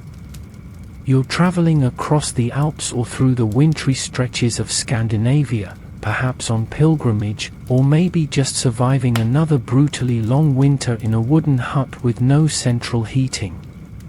Outside, snow blankets the ground like an icy duvet. Inside, you've run out of cloth. No moss. No straw. The firewood's dwindling and the air smells faintly of smoked fish and disappointment. You step outside, drop your breeches behind the chicken coop, and reach down with numb fingers to scoop the only thing available, a soft ball of snow. Yes, snow. Clean, abundant, and surprisingly effective. The original frozen wet wipe. Snow had one major advantage over nearly every other medieval wiping option: hygiene. It was sterile, odorless, and instantly disposed of. You wiped, tossed it aside, and let nature handle the rest. In cold climates, people learned to treat snow like the ultimate low-tech cleansing tool, gentle on the environment, rough on the cheeks. Historians still argue whether snow was a regular part of medieval bathroom routines or just a seasonal necessity. There aren't many written records saying, "And lo, I wiped with the frozen fluff of God." But regional customs, particularly in parts of Scandinavia, the Alps, and northern Russia, point to snow as a fallback tool when other materials failed or froze. And it wasn't just a one-time emergency use. In areas where snow lasted for months, people adapted. They developed techniques. Some squatted directly onto a patch of clean snow, letting it do the work with a few quick adjustments. Others gathered snowballs, smoothing them with gloved hands before wiping. A few even kept a special snow scoop by the door, a wooden paddle used to gather perfect clumps without freezing your fingers off. Functional. Brilliant. Mildly humiliating. Of course, there were downsides. Snow's temperature was its most obvious betrayal. If you've never wiped with something freshly frozen, imagine doing a polar bear plunge, but only for your posterior. Some folks tried warming snow slightly by packing it into a cloth pouch or holding it under their cloak. Others just accepted the brain freeze for your butt experience and moved on. Interestingly, some sources mention snow's refreshing quality. After a heavy meal or a long church service, a bracing wipe was, apparently, invigorating. One Norse traveler's journal describes it as a slap from winter herself, to wake the senses and purify the humors. That sounds poetic until you try it. Culturally, snow wiping became something of a cold weather rite. Children were taught to prepare hygiene snow early in life, learning which patches were clean, what consistency worked best, and how to avoid snow with twigs or hidden pebbles. Yes, it was a skill. Like building a fire or hunting elk. Only colder. And weirder. Communal practices emerged too. In isolated mountain villages, people occasionally marked safe snow wiping zones near latrines or behind barns. After a snowfall, fresh patches were claimed like property.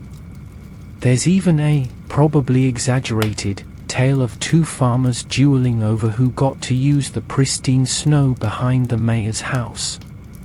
Spoiler, nobody won. In some wealthier homes, snow was even brought inside. Not into the main hall, of course, but into the privy chamber or near the garderobe chute. Stored in wooden boxes or barrels, it was compacted into manageable clumps, available on command. It's the medieval version of having a bidet, filled with ice. Still, not everyone loved the experience. Some folk remedies warn against overuse of snow, claiming it could lead to cold wind in the bowels or frozen humors. A few even blamed it for seasonal illnesses, although, let's be real, people in the Middle Ages blamed sneezing on demons and rain on bad monks. Snow wiping was probably the least of their problems. And what about those extra snowy days when you didn't even want to go outside? That's where ingenuity kicked in. Some people used wooden scoops to pull snow through a small opening near their latrine. Others leaned out windows, carefully wiped and flung. Imagine being a peasant below, minding your own business, when a snowball of mysterious origin lands near your feet. Good times. Eventually, as warmer hygiene methods spread and indoor privies became more common, snow wiping faded into folklore. But echoes remained. Well into the 19th century, Scandinavian families taught children how to safely wipe with snow during winter hunts or travel. The tradition passed quietly from generation to generation, often in whispers, and usually with a lot of laughter. So, next time you complain about your toilet seat being cold, remember your ancestors. Standing ankle deep in a snowdrift, but exposed to the northern wind, clutching a lump of freezing slush with stoic determination. And if that doesn't make you grateful for modern plumbing, nothing will. Tonight, things get weird. Not shell weird or parchment weird, but communal, scratchy, and slightly terrifying. Because now, you're stepping into the rustic realities of the medieval outhouse, where the tools of cleanliness were often shared. Yes, tonight's tale is about dung-caked straw brooms. Brace yourself. You're in a tiny village, somewhere in the English countryside, where time moves slower and hygiene is a team sport. The public latrine, or what passes for it, is a wooden shack with a pit dug beneath. It smells like 1,000 unfortunate choices, and the door doesn't quite close. Inside, the seat is splintery, the air is thick, and beside the hole stands the thing of legend, the communal broom. This isn't the kind of broom you use to sweep hearthstones. It's short, worn. The bristles are stiff with something you really don't want to touch. And yet, here it is, leaning ominously against the wall like a medieval horror movie prop. Welcome to the great straw swipe solution. In poor villages and agricultural communities, resources were limited. Straw was everywhere, on roofs, in bedding, under livestock. So it made sense, in that uniquely desperate way, to bundle a bit of it together, attach it to a stick, and turn it into a wiping tool. The result? A scratchy brush that got passed around like an unfortunate family heirloom. You squatted. You brushed. Maybe you dipped it in a bucket of water or vinegar first, if you were fancy. And then you put it back for the next soul to suffer? Historians still argue whether this was truly a widespread practice or a local solution to rural hygiene woes. But accounts from Eastern Europe, the British Isles, and certain parts of medieval Germany mention shared latrine tools, brushes, cloths, and yes, makeshift straw brooms. Some were hung on hooks. Others left in buckets. Either way, they weren't yours alone. In some places, the communal broom had multiple heads.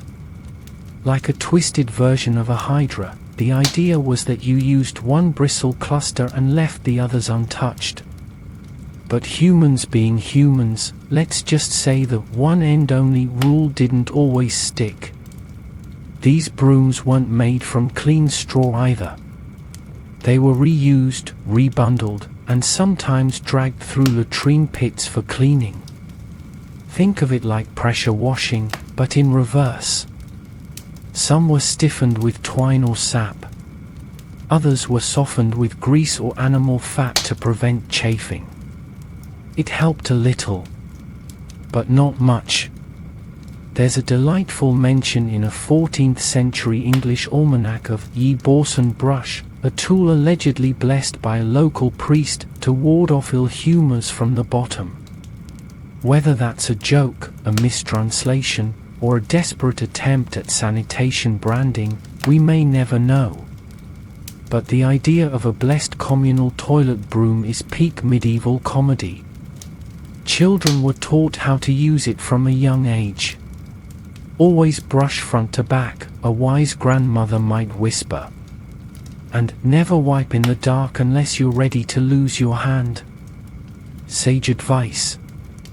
Communal brooms were often kept beside a rinse bucket. In monasteries, especially those following stricter hygiene rules, the rinse water might be changed daily and laced with herbs or ash. In villages, you were lucky if it got changed weekly. And yet, the broom endured. A lowly symbol of practicality, and possibly shared intestinal flora. Archaeological digs have found broom fragments in cesspits, often near worn wood staves and bits of cloth.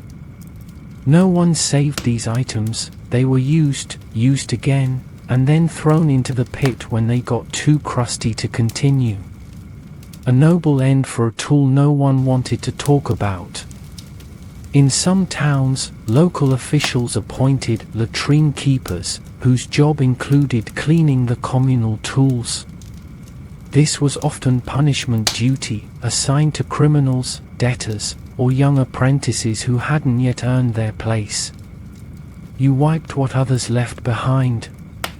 And occasionally, you got hit with the broom yourself if you mouthed off too loudly. One fringe theory even suggests that in certain Bavarian towns, latrine brooms were ritually burned at the end of winter, part of a purification rite that was equal parts hygiene and superstition. Out with the old filth, in with the spring air. If that's not cathartic, nothing is. Still, not all brooms were equal. Some households made their own smaller versions, private straw brushes, kept in baskets and used only by the family. If you were lucky, you got your own. If not, well, hope you were the first one in the morning. Eventually, these communal brooms gave way to more individual tools, cloth rags, paper, and the occasional personal sponge. But in isolated communities, the broom lived on. Passed down. Tolerated. Hated. And always there when you least wanted it. So the next time you see a decorative straw broom hanging in someone's house, maybe don't ask where it came from. And definitely don't touch it without gloves. Just in case it has history. Just when you thought wiping couldn't get more hands-on, tonight brings you to the rustic craftsmanship of outhouse accessories, the unsung tools of the latrine world. Welcome to the realm of outhouse scrapers and sticks, medieval hygiene's sharpest support staff. You're deep in the woods now, where the closest town is a 2-day walk and the only thing flatter than your diet is the toilet seat, a wooden plank perched over a pit. You're bundled in layers, crouched under an overhang, and the wind howls like a particularly judgmental ghost. Beside you, a bundle of sticks. Some smooth, some sharpened, all used for a very specific, very intimate task. These weren't just twigs picked up on a whim. Outhouse scrapers and latrine sticks, sometimes called latrina rods or scrabbers in old texts, were carved, smoothed, and occasionally decorated with notches or initials. They lived near the toilet hole, perhaps leaning against the wall or hanging from a peg. You reached for one, did the deed, rinsed it in a water bucket or against a stone, and either reused it or, if it was disposable, tossed it into the pit. Some people used these sticks dry, scraping carefully in a series of practiced swipes. Others wrapped them in cloth, moss, or wool to soften the experience. A multi-tool, if you will, part wand, part wipe, part warning. Historians still argue whether these latrine sticks were direct descendants of Roman tossoriums, those sponge-on-a-stick tools used in communal toilets, or if they evolved separately in colder, more forested regions. Either way, the concept stuck. Because when you're in the woods with no paper, nothing beats a sturdy stick with good reach. Materials varied. Birch was smooth. Oak was strong. Willow had a bit of give. In coastal areas, driftwood was prized, not just for its polish, but for its mild salt content, which some folks claimed added a disinfecting touch. Probably wishful thinking, but when you're wiping in the dark, optimism is key. The best latrine sticks were shaped for comfort, rounded ends, grooved grips, sometimes even slightly curved for, let's say, ergonomic reach. There are mentions in Scandinavian records of carved, comfort sticks, handed down between generations. Just don't think too hard about the family heirloom implications. Monks used them. Hermits used them. Hunters tied them to their belts, and travelers carried them in satchels. One Italian merchant in the 14th century reportedly refused to use any latrine that didn't provide a proper wiping rod. Snobbery knows no limits. Communal versions, of course, were less elegant. In inns and public latrines, a shared bucket of sticks might sit near the entrance. Pick one, use it, rinse it, return it. If that makes your stomach churn, remember that medieval folks didn't have the same bacteria awareness we do.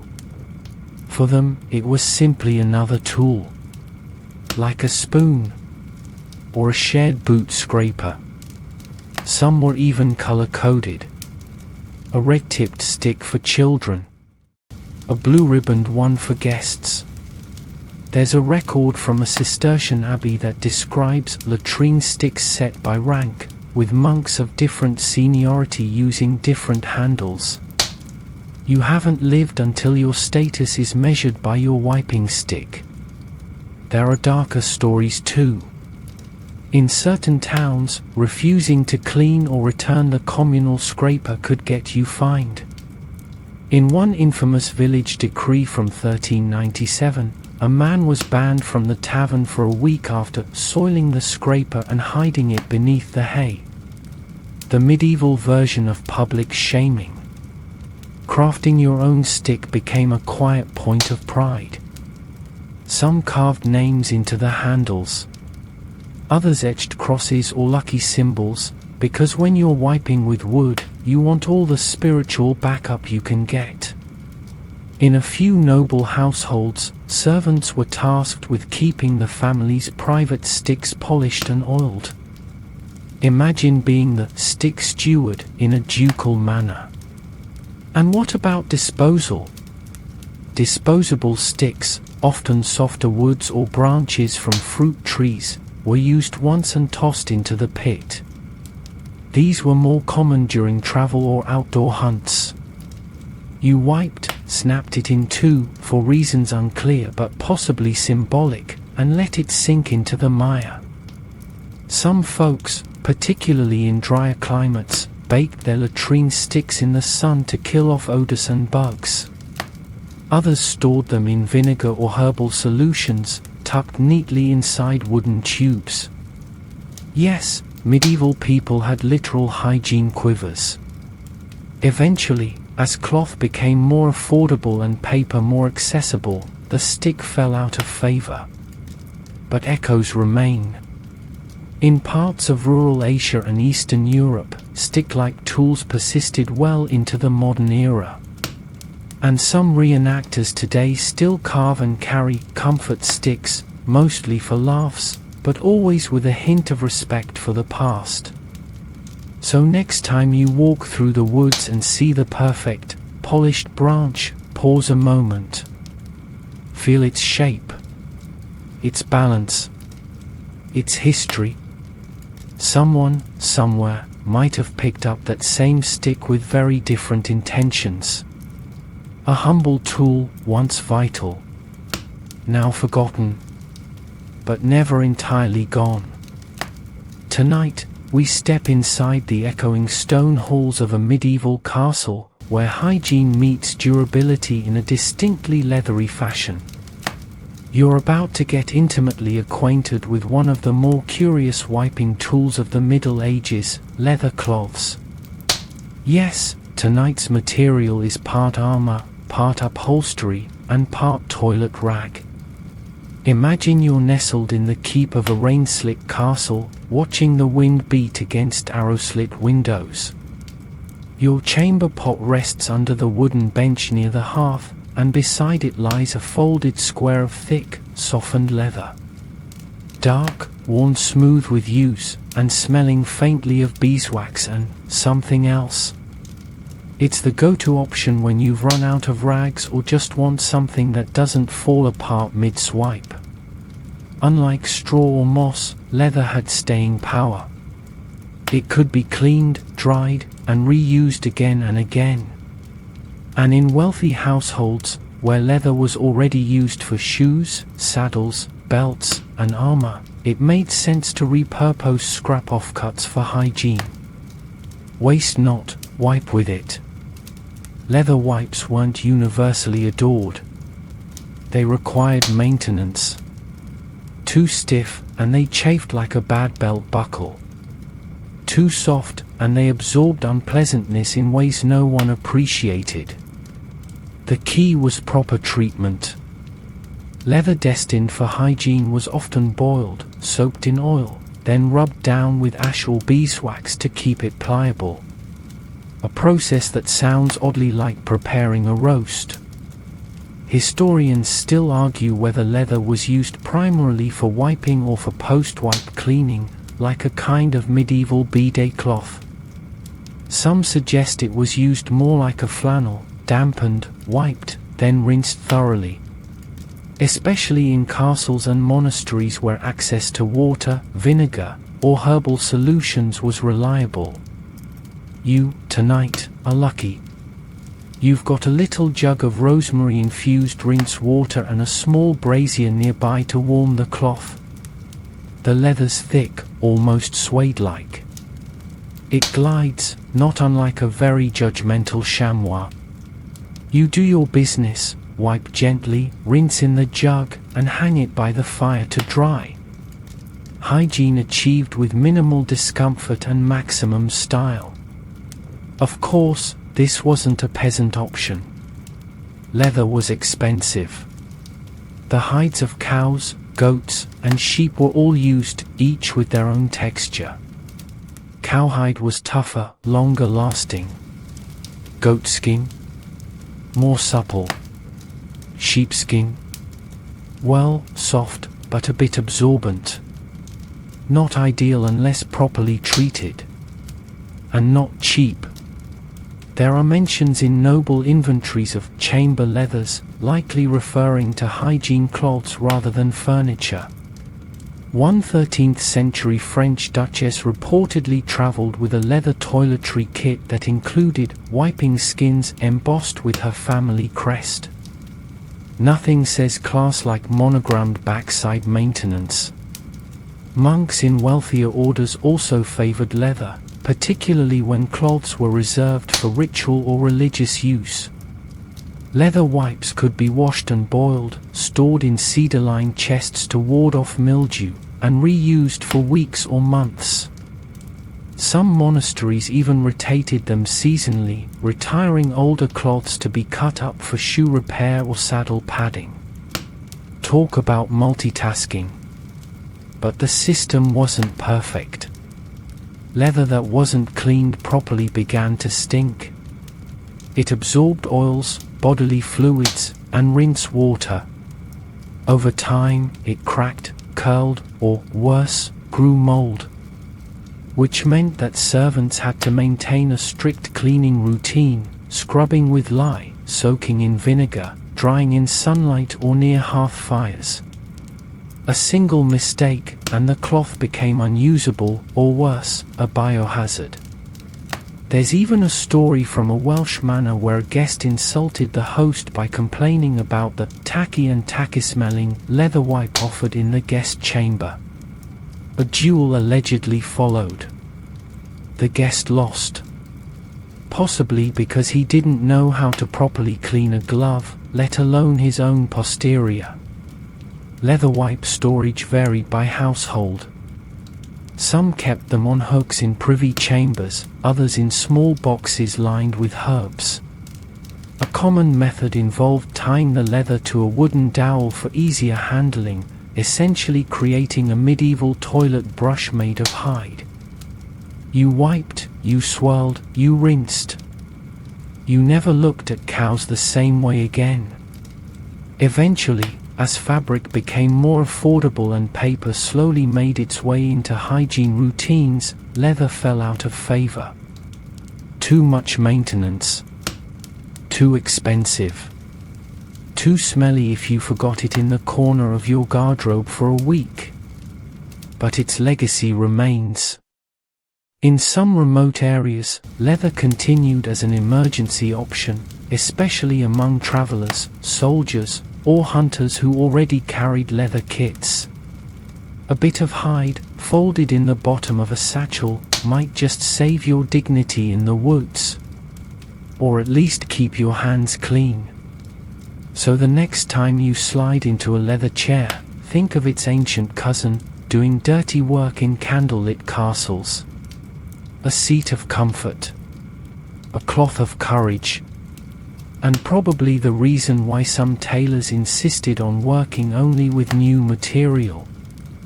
You've made it through fur, parchment, and even broom-based humiliation. Tonight, though, we venture back to nature, this time with a little herbal flourish. You're trudging along a country lane, late summer sun warming your shoulders, when a sudden call of nature forces you into a hedgerow. Lucky you, growing nearby are broad green leaves. Soft. Fresh. With a hint of mint. Say hello to dock leaves and their leafy hygiene cousins, the original medieval wet wipes. Out in the wild, before bathroom stalls and supermarket shelves, people turned to plants. And not just any plants. They learned to identify which leaves were large, pliable, and, most importantly, non-poisonous. Dock leaves, from the genus Rumex, quickly became a favorite. Broad, slightly waxy, and with natural antihistamine properties, they offered both coverage and comfort. Imagine squatting behind a low stone wall, birds chirping, the wind whispering through the grass. You reach for a dock leaf, maybe 3 or 4, depending on the situation, and use them with the kind of gratitude only the truly desperate can feel. No scratches. No rashes. Just a crisp, clean swipe from nature herself. Dock wasn't alone in this leafy lineup. Mullein, lamb's ear, and plantain leaves were also commonly used. Mullein was especially popular. Its big, velvety surface earned it nicknames like cowboy's toilet paper centuries later. In medieval times, it grew freely in fields and along roadsides, making it an obvious go-to for shepherds, hunters, or anyone on a woodland stroll with a sudden need. Lamb's ear was similarly prized, soft, fuzzy, and gently absorbent. If you were really lucky, you found a patch of it still glistening with morning dew. That, my friend, was peak medieval spa experience. Historians still argue whether people selected specific plants based on texture alone or if they had a folk understanding of which ones provided added benefits. Some believed mullein's slight astringent quality helped prevent irritation. Others thought plantain leaves had a mild antiseptic property. And then there were the superstitions, like the belief that using nettle leaves, carefully, underside only, would ward off evil spirits. Or just make you regret everything. But here's the kicker, not all leafy wipes were equal, and accidents happened. One wrong reach into a bramble or a patch of foxglove, and your behind became a medieval cautionary tale. Some old ballads even include verses warning children to look twice at the leaf before you wipe, which honestly should be stitched on a pillow. In more settled areas, herbal wipes were cultivated. Wealthy households with herb gardens sometimes grew soft-leaved plants specifically for hygiene. The kitchen maid might be tasked with harvesting lamb's ear for her lady's private chamber. Dried herbs like mint or thyme could be added to cloth wipes or moistened and applied directly as post-cleaning refreshers. The medieval version of a scented wet wipe. There are even mentions in household manuals, rare though they are, of leaves for wiping, boiled with vinegar and folded in cloth. These were likely prepped in advance, stored in ceramic jars, and used during travel or illness. Think of it as the first version of a personal care kit, minus the zippered pouch and plastic packaging. In monasteries, herbal hygiene became almost an art form. Monks tended medicinal gardens that included plants for both healing and cleanliness. Some were steeped in oils, pressed into cloths, or dried and ground into powders. A particularly well-funded abbey might offer guests a warm herbal compress after their chamber pot visit. Because nothing says divine hospitality like lavender-scented dignity. The overlap between hygiene and medicine also meant that certain plants were chosen for both their wiping softness and their ability to soothe ailments. A sore bottom wasn't just a discomfort, it was a potential health hazard in a world with no antibiotics. So wiping smartly mattered. In peasant homes, leafy wipes were stored in baskets or hung to dry on rafters. Children were taught which plants to use and which to avoid, and some families passed down little wiping songs to help kids remember. If it's red, you'll wish you were dead. If it's green and wide, it's fine for your backside. Catchy, right? Eventually, as paper became more accessible and indoor plumbing changed the hygiene landscape, leafy wipes fell out of common use. But traces remain. In some rural areas, even into the 19th and 20th centuries, outdoor toilets still had baskets of leaves beside the seat, especially in summer. And for those emergency situations on hikes and hunts, many an experienced outdoorsman knew exactly which leaf to trust. So the next time you stroll through a garden or forest and run your hand over a broad, soft leaf, remember, someone, somewhere, once gave thanks for that very texture during a desperate moment. A botanical blessing. A natural necessity. The quiet heroism of plants, with a purpose. Tonight, we take an unsettling detour into the medieval hygiene method that was less about wiping, and more about, well, nothing. That's right. Brace yourself, because in this chapter, you're not going to use moss, or straw, or even a stick. You're going to do your business, stand up, and simply move on. Welcome to the harrowing world of the no-wipe option. You're in a remote village, your clothes are coarse, your diet is mostly barley and turnips, and water is precious.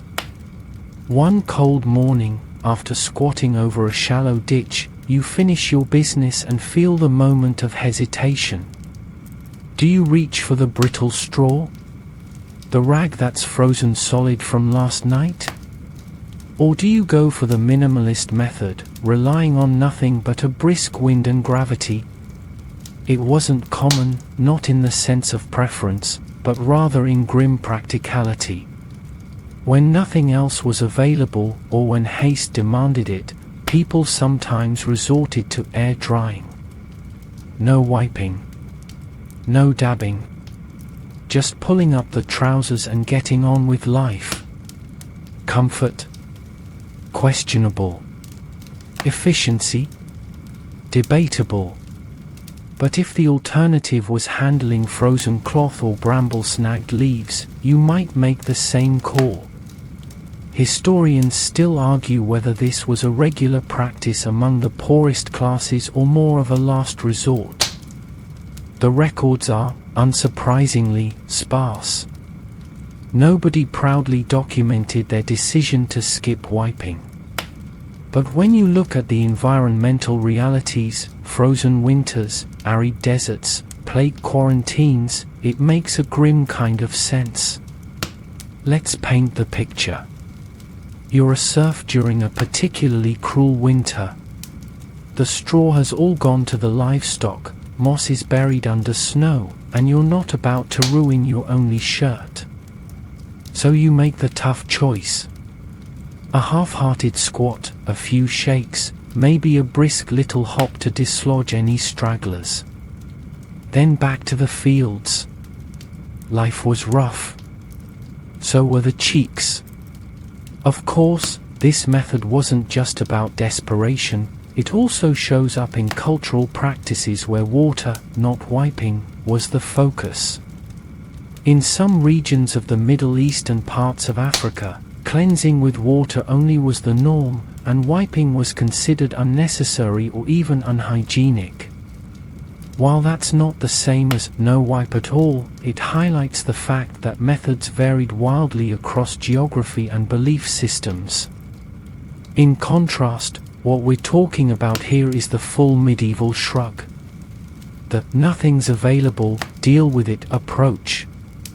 Not noble, not sacred, just raw practicality. One fringe theory even suggests that some medieval peasants believed wiping too often, or too aggressively, could cause illness. The logic went like this: open your body too much to the air, and you let in the bad humors. So wiping, in that view, was a vulnerability. Better to leave well enough alone and rely on your undergarments to catch the worst of it. Yes, undergarments. Because sometimes no wipe didn't mean clean. It meant we'll deal with it later. Linen underclothes bore the brunt of medieval neglect. They were washed, boiled, and beaten against rocks in the stream, not just for sweat and grime, but for things we'd rather not imagine. One monk's journal from the 12th century describes stained linens of humility being scrubbed by novices who learned patience through soap and shame. And in case you're wondering, yes, smell was an issue. Medieval communities were not fragrant. Between chamber pots, rotting food, livestock, and shared bath water, a little residue from someone skipping their morning wipe was just another note in the symphony of stench. You'd be surprised what people could ignore. Public health didn't completely ignore this either. In cities, especially during outbreaks of plague or dysentery, town councils occasionally issued guidelines encouraging people to wash after using the latrine, or to at least wipe with cloth, if cloth there be. Which implies many were doing neither. In some communities, people relied on post-waste routines like walking through dew-covered grass, rinsing in a stream, if one was nearby, or even sitting briefly in a puddle. None of these replaced a proper wipe, but all of them beat walking around with nature clinging to you. There are even mentions in folklore of the squat and shake method, particularly among shepherds and woodsmen. You squat. You bounce. You shake. If something falls, great. If not, well, you tried. It's basically the hygienic equivalent of turning a dirty sock inside out. Eventually, as more consistent cloth availability spread, and hygiene norms shifted, the no-wipe fallback became less common. But it never vanished entirely. In times of war, famine, or extreme poverty, people reverted to the simplest solution. Do your business. Hope for the best. Deal with the rest when your laundry day arrives. So the next time you find yourself grumbling about running low on toilet paper, remember your medieval cousin, braving the fields, trousers flapping in the wind, cheeks clenched in courage, and not a square to spare. A hero of hygiene's dark ages, with nothing but hope and a strong breeze. Tonight's tale turns from solitary struggles to a shared, and rather squirm-inducing, experience. Forget private parchment or snowball solitude. You're heading into the realm of communal wiping tools, where medieval cleanliness became a group activity, whether you liked it or not. You're traveling through a bustling medieval city, let's say London or Bruges, where shared spaces aren't just for sleeping and eating, but also for relieving oneself. You wander into a public latrine, one of the few luxuries urban planning offered before the Enlightenment hit. It's dim, it's damp, and it echoes with 1,000 awkward silences. And there, lying on a stone ledge or hanging from a hook, is your wiping option, the communal cloth. It's not a myth. In many public privies, from monasteries to city bathhouses, shared hygiene tools were the norm. Cloths, brushes, and yes, the infamous sponge on a stick were available for general use. If you're imagining a long wooden pole with a soggy lump tied to the end, congratulations, you're now face to cheek with the medieval version of group sanitation. These tools were often rinsed between uses in a bucket of vinegar or salt water, kept nearby for that purpose. If you're lucky, someone remembered to change the liquid that day. If not, well, it's more seasoned broth than sanitizer. Historians still argue whether this setup was viewed with revulsion or just as another normal part of communal life. Hygiene expectations were different. Privacy was rare. And touching something that others had used, if cleaned regularly, wasn't considered horrific. Just slightly unpleasant. Like sharing a fork with your cousin after a medieval stew. Some public toilets even had attendants, usually low-ranking workers or servants, whose job it was to clean and rotate the cloths or manage the rinse buckets. One record from 14th century Paris refers to a cloth master in a public bathhouse, whose job included folding the used rags and refreshing them with lavender water. That's service. Slightly horrifying service, but still. The communal sponge, often cited in Roman times, lingered in some forms through the Middle Ages, especially in southern Europe. A natural sea sponge tied to a wooden handle, dipped in vinegar, used, then re-dipped. In the best-case scenario, each stall had its own. In the worst, you shared. Don't squeeze it too hard, might have been both advice and a threat. Some monks, bound by vows of poverty and communal living, embraced the group wipe as part of their ascetic lifestyle. In larger abbeys, latrines were built with rows of seats, no dividers, just you and Brother Edric doing your thing side by side. A bucket of vinegar-soaked cloths sat at the center. One cloth. Multiple hands.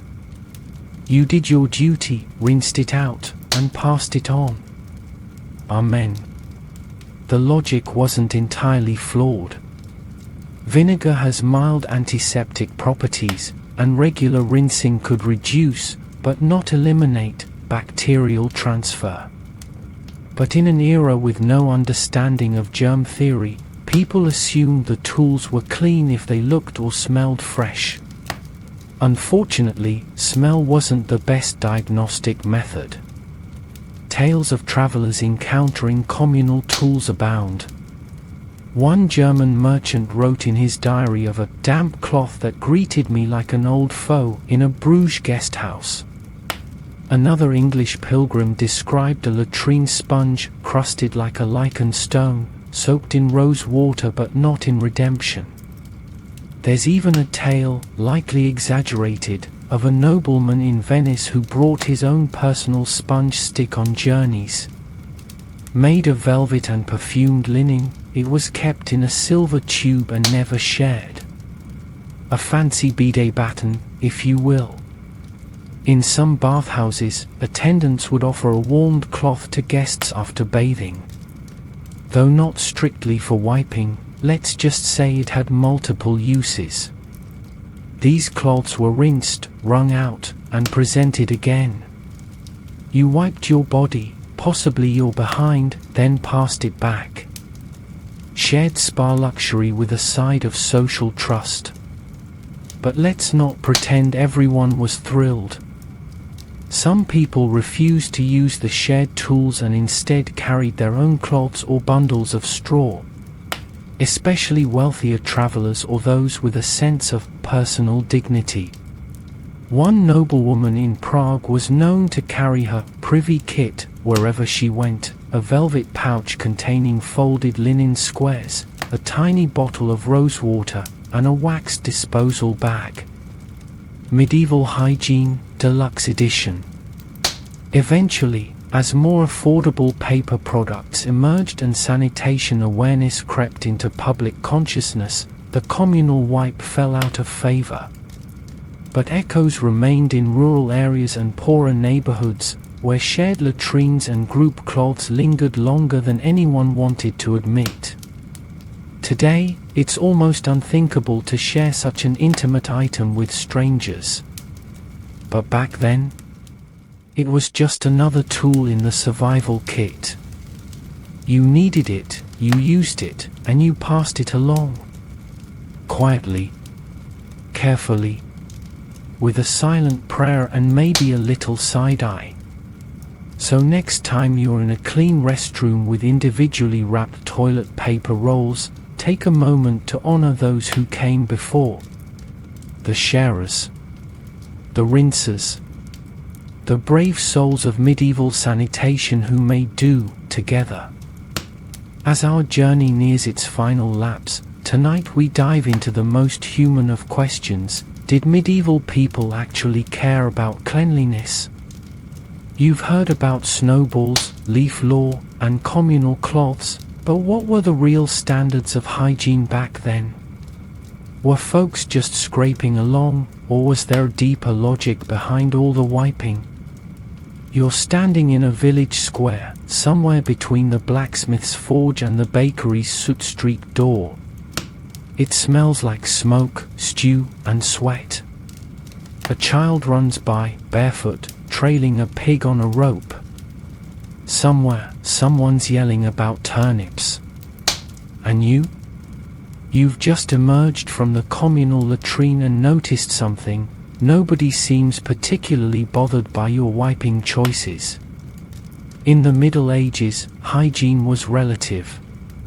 What mattered wasn't whether you were clean by modern standards, but whether you were socially and spiritually acceptable.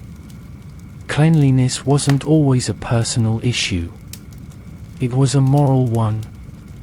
Historians still argue whether medieval folks had any real concept of cleanliness, or if they simply dealt with filth because they didn't know better. But recent research suggests the truth is more nuanced. People did care, just not in the ways we expect. For starters, bathing was a thing. A big thing. Public bathhouses were popular across Europe, from English towns to the streets of Constantinople. They weren't just for washing your hair, they were for relaxing, gossiping, and, yes, wiping. In these bathhouses, sponges, cloths, and herbal rinses were part of the experience. People didn't just want to look clean. They wanted to smell pleasant. Smelling sweet was a medieval compliment. Of course, these rituals varied wildly by class, culture, and geography. A noble in Paris had access to fine linens and scented oils. A farmer in Bohemia had access to a stream and a smooth rock. But both had expectations for when and how to tidy up, especially after relieving themselves. Religious texts often equated cleanliness with godliness, but mostly in spiritual terms. Monks were required to bathe at least a few times a year, yes, just a few, and they kept their latrines in relatively good order. Some abbeys even maintained written hygiene guidelines.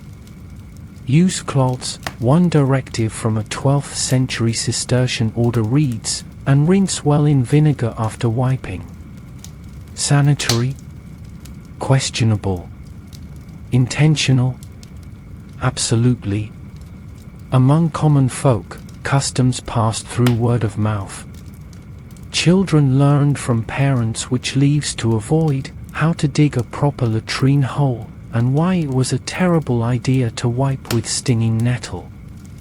Community standards evolved, not because people read manuals, but because nobody wanted to sit next to the guy who smelled like he'd skipped the rinse bucket.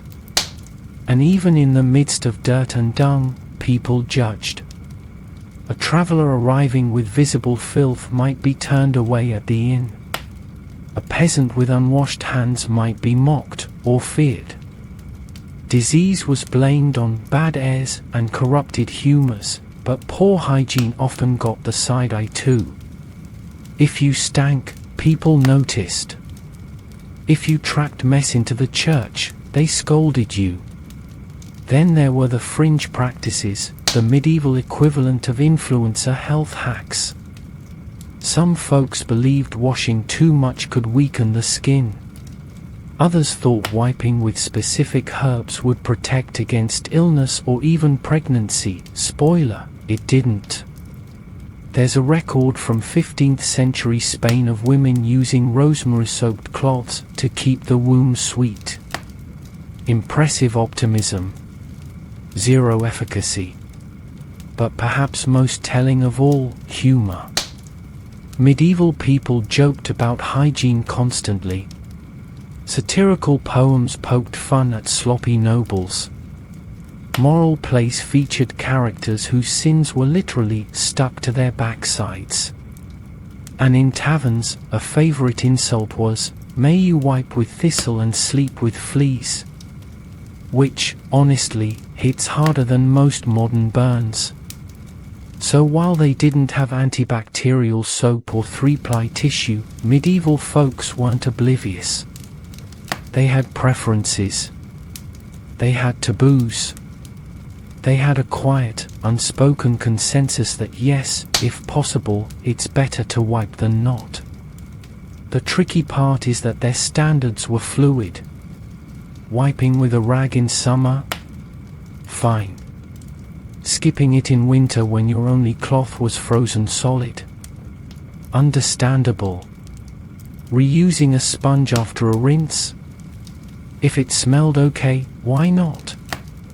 Over time, especially after the Black Death and the rise of printed books, attitudes began to shift. Hygiene became more codified. Manuals on etiquette emerged. Instructions on how to bathe, wipe, and present oneself at court or church began to circulate. The seeds of modern cleanliness were planted. But in the heart of the Middle Ages, it was still a gamble.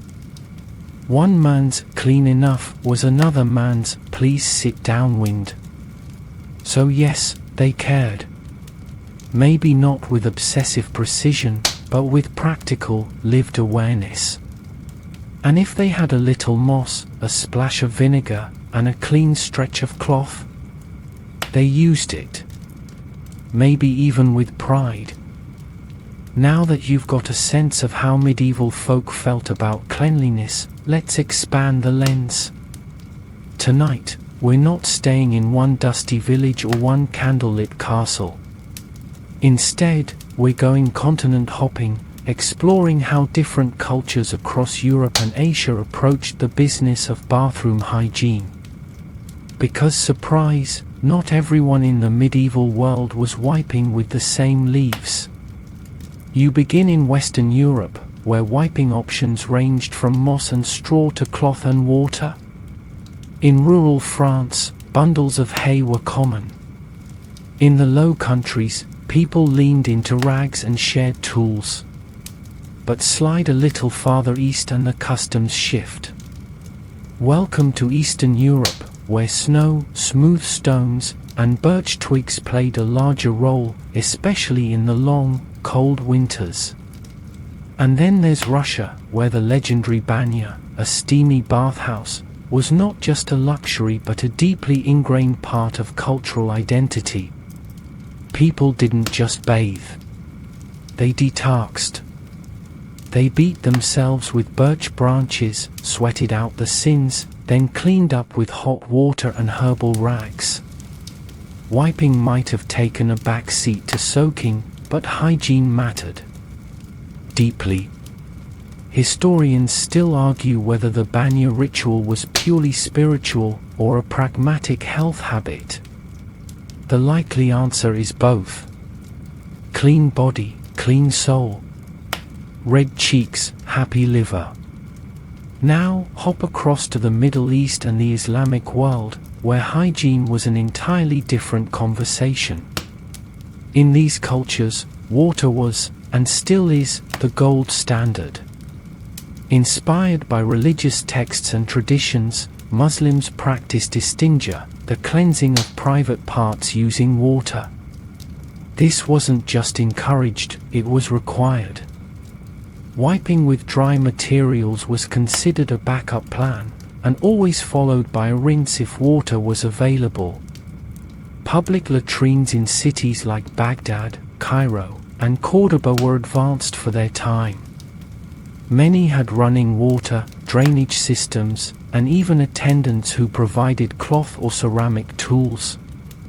People used a small jug called a lota or a brick to pour water with their left hand, a detail so culturally ingrained that even today, the left hand is often considered unclean in certain regions. You, standing in a tiled courtyard under the Moroccan sun, hold a small ceramic jug in one hand and a satisfied smirk in the other. No straw, no scraping, just cool, refreshing water. Luxury through simplicity. Over in India and much of South Asia, similar water-based practices prevailed, often using the right hand for eating and the left for cleansing. Wiping was minimal. Water was central. And the availability of smooth river stones or large leaves added options where plumbing failed. Regional guides and Ayurvedic texts even included instructions on bathroom etiquette, proof that people took this seriously. Meanwhile, across China, things got innovative. During the Tang dynasty, 618 to 907, some of the earliest documented uses of paper for hygiene emerged. Yes, actual toilet paper. Not the plush, embossed kind with puppies on the label, but sheets of paper used specifically for wiping. Court records mention that the imperial family had special soft cloths and papers made for toilet duties.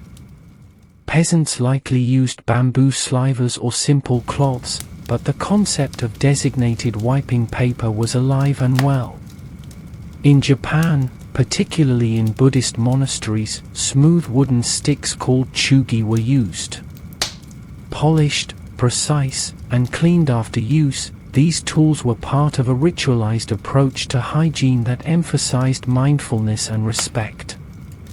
You didn't just clean your body. You honored it. Back to Europe now, zooming in on the Mediterranean. In Italy, especially in cities like Florence and Venice, hygiene traditions echoed their Roman roots. Shared latrines with water troughs, sponge-like tools, and communal cloths persisted longer than you might expect. But as the Renaissance dawned, the upper classes began developing more personal hygiene kits. Small towels, perfumes, and scented cloths entered fashion, especially among the nobility. Because what's the point of being rich if your privy smells like garlic and goats? In contrast, the British Isles often lagged behind on hygiene.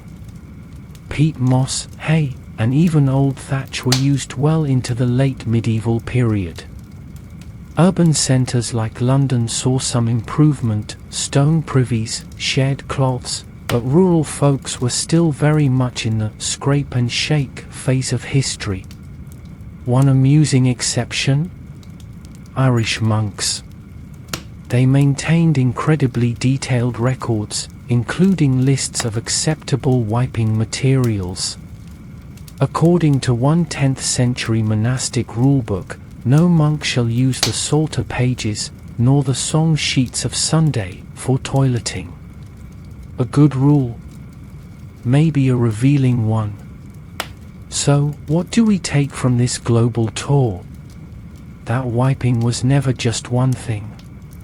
Geography, religion, climate, and culture all shaped the medieval world's approach to post-potty protocol. Some relied on water, others on paper, sticks, or blessed cloths. But all of them shared the same universal goal, not leaving a trail behind. And perhaps more importantly, many cultures approached hygiene with intention. It wasn't always pretty, but it was purposeful. Rooted in rituals, reinforced by rules, and, sometimes, wrapped in poetry. Yes, poetry. One Persian poet wrote about the sacred wash that follows the earth's touch. Now that's a lyrical flush. So next time you glance at the aisle of options in your local store, paper, wet wipes, bidets, remember, you're part of a rich, wildly varied, and often bizarre lineage of human hygiene. A world where wiping wasn't just necessity. It was culture. And now, at the tail end of our journey, pun absolutely intended, we arrive at the last ripple of medieval wiping culture, the echoes that remain with us today. You might think modern plumbing, quilted paper, and automatic bidets have erased all trace of those straw bundles and dock leaves, but you'd be surprised. Tonight, we trace how those ancient habits still cling to the edges of contemporary hygiene. Picture yourself in a sparkling modern restroom, perhaps in a sleek airport terminal or a cozy country inn. A sensor beeps. The toilet flushes itself. You reach for a smooth, perfumed sheet of toilet paper from a stainless steel dispenser.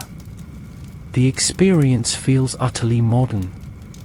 Yet, if you peel back the chrome and plastic, the ghosts of medieval hygiene practices still linger. Let's start with the very idea of toilet paper. While its modern commercial version exploded in the 19th century, its conceptual roots go way back, perhaps even to China during the Tang dynasty, as we mentioned earlier. The notion of designated wiping material has been with us for over 1,000 years. The difference is that where a medieval noble might have used soft cloth or parchment scraps, you now use triple-ply pulp engineered for maximum softness and biodegradability. Progress, in a wordy, scented roll. Bidets, too, are nothing new in spirit. Their conceptual ancestors include the rinsing jugs of Middle Eastern ablutions, the water troughs in Roman and Islamic bathhouses, and even the vinegar-soaked buckets used in public latrines. The idea that washing trumps wiping isn't revolutionary, it's cyclical.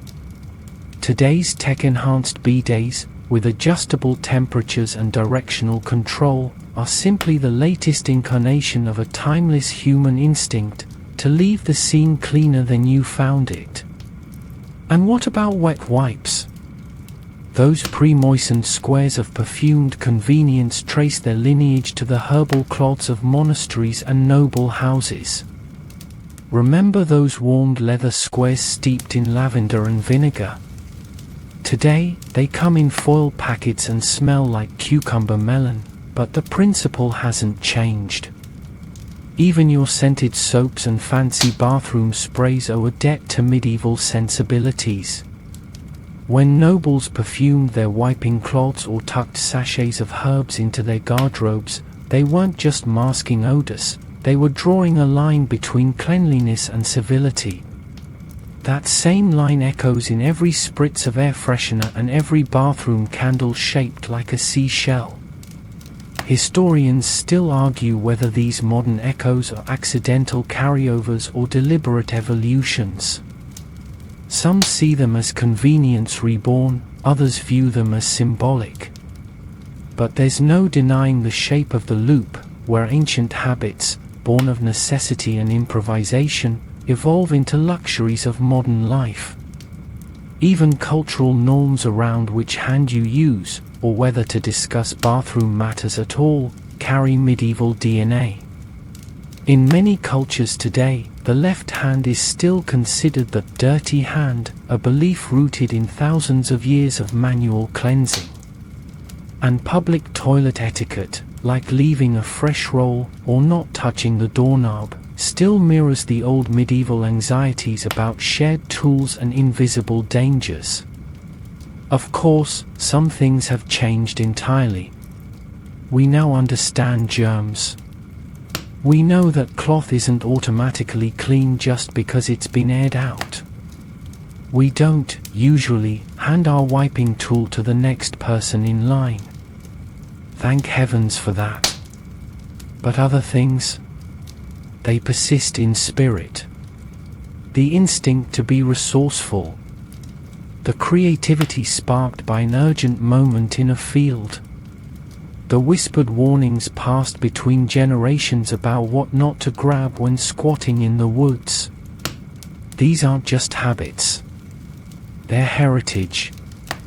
Even the rise of zero-waste hygiene and reusable cloths has a surprisingly medieval flavor. Some eco-conscious households are now embracing family cloth, yes, reusable wipes that get washed and reused. If that sounds suspiciously like a noblewoman's perfumed linen square or a monk's rinsed flannel, it is. Sustainability, it turns out, sometimes means turning the clock back a few centuries. And what about that ancient, desperate practice of using whatever's nearby? Nature lovers, campers, hikers, they all keep that tradition alive. A leaf here. A smooth rock there. A snowball, if you're bold. The medieval backpacker lives on in Gore-Tex and lead headlamps. So as we close this story, remember this: your porcelain throne sits atop a long lineage of innovation, improvisation, and the unglamorous brilliance of people who just wanted to keep their dignity intact in difficult circumstances. From dock leaves to digital bidets, from straw bundles to flushable wipes, every square and swipe carries echoes of a time when hygiene wasn't easy, but it was always essential. You made it. You journeyed through the damp, scratchy, frozen, fragrant, and communal landscapes of medieval wiping history. And along the way, you learned something timeless, that humanity has always been trying to figure out the best way to handle our dirtiest business. And now, as the candles gutter low and the moonlight slips through your imagined tower window, let's exhale together. You've wandered through privies and pine forests, across abbeys and ice fields, tracing the long and curious evolution of how people, ordinary and royal, answered nature's call. It's been scratchy. It's been soggy. It's been far more communal than you probably expected. But above all, it's been real. You're still here, tucked into your bed, maybe chuckling a little, maybe a tiny bit horrified. And that's okay. These stories, however odd, however intimate, remind us that everyone, no matter the era or attire, has had to navigate the same humble human need. And in doing so, they left behind a trail not just of tools and traditions, but of cleverness, resilience, and humor. Let those images fade now. The rough straw, the soft moss, the elegant linen square embroidered with a family crest. They dissolve like mist as we step away from the latrine and back into the comfort of the present. The stories are behind us. The sheets are clean. The night is quiet. Close your eyes if you haven't already. Let the last flickers of medieval memory drift into dreams. No more scratching. No more vinegar buckets. Just the hush of history tucking you in, whispering, "You're clean now." Sleep well, noble traveler.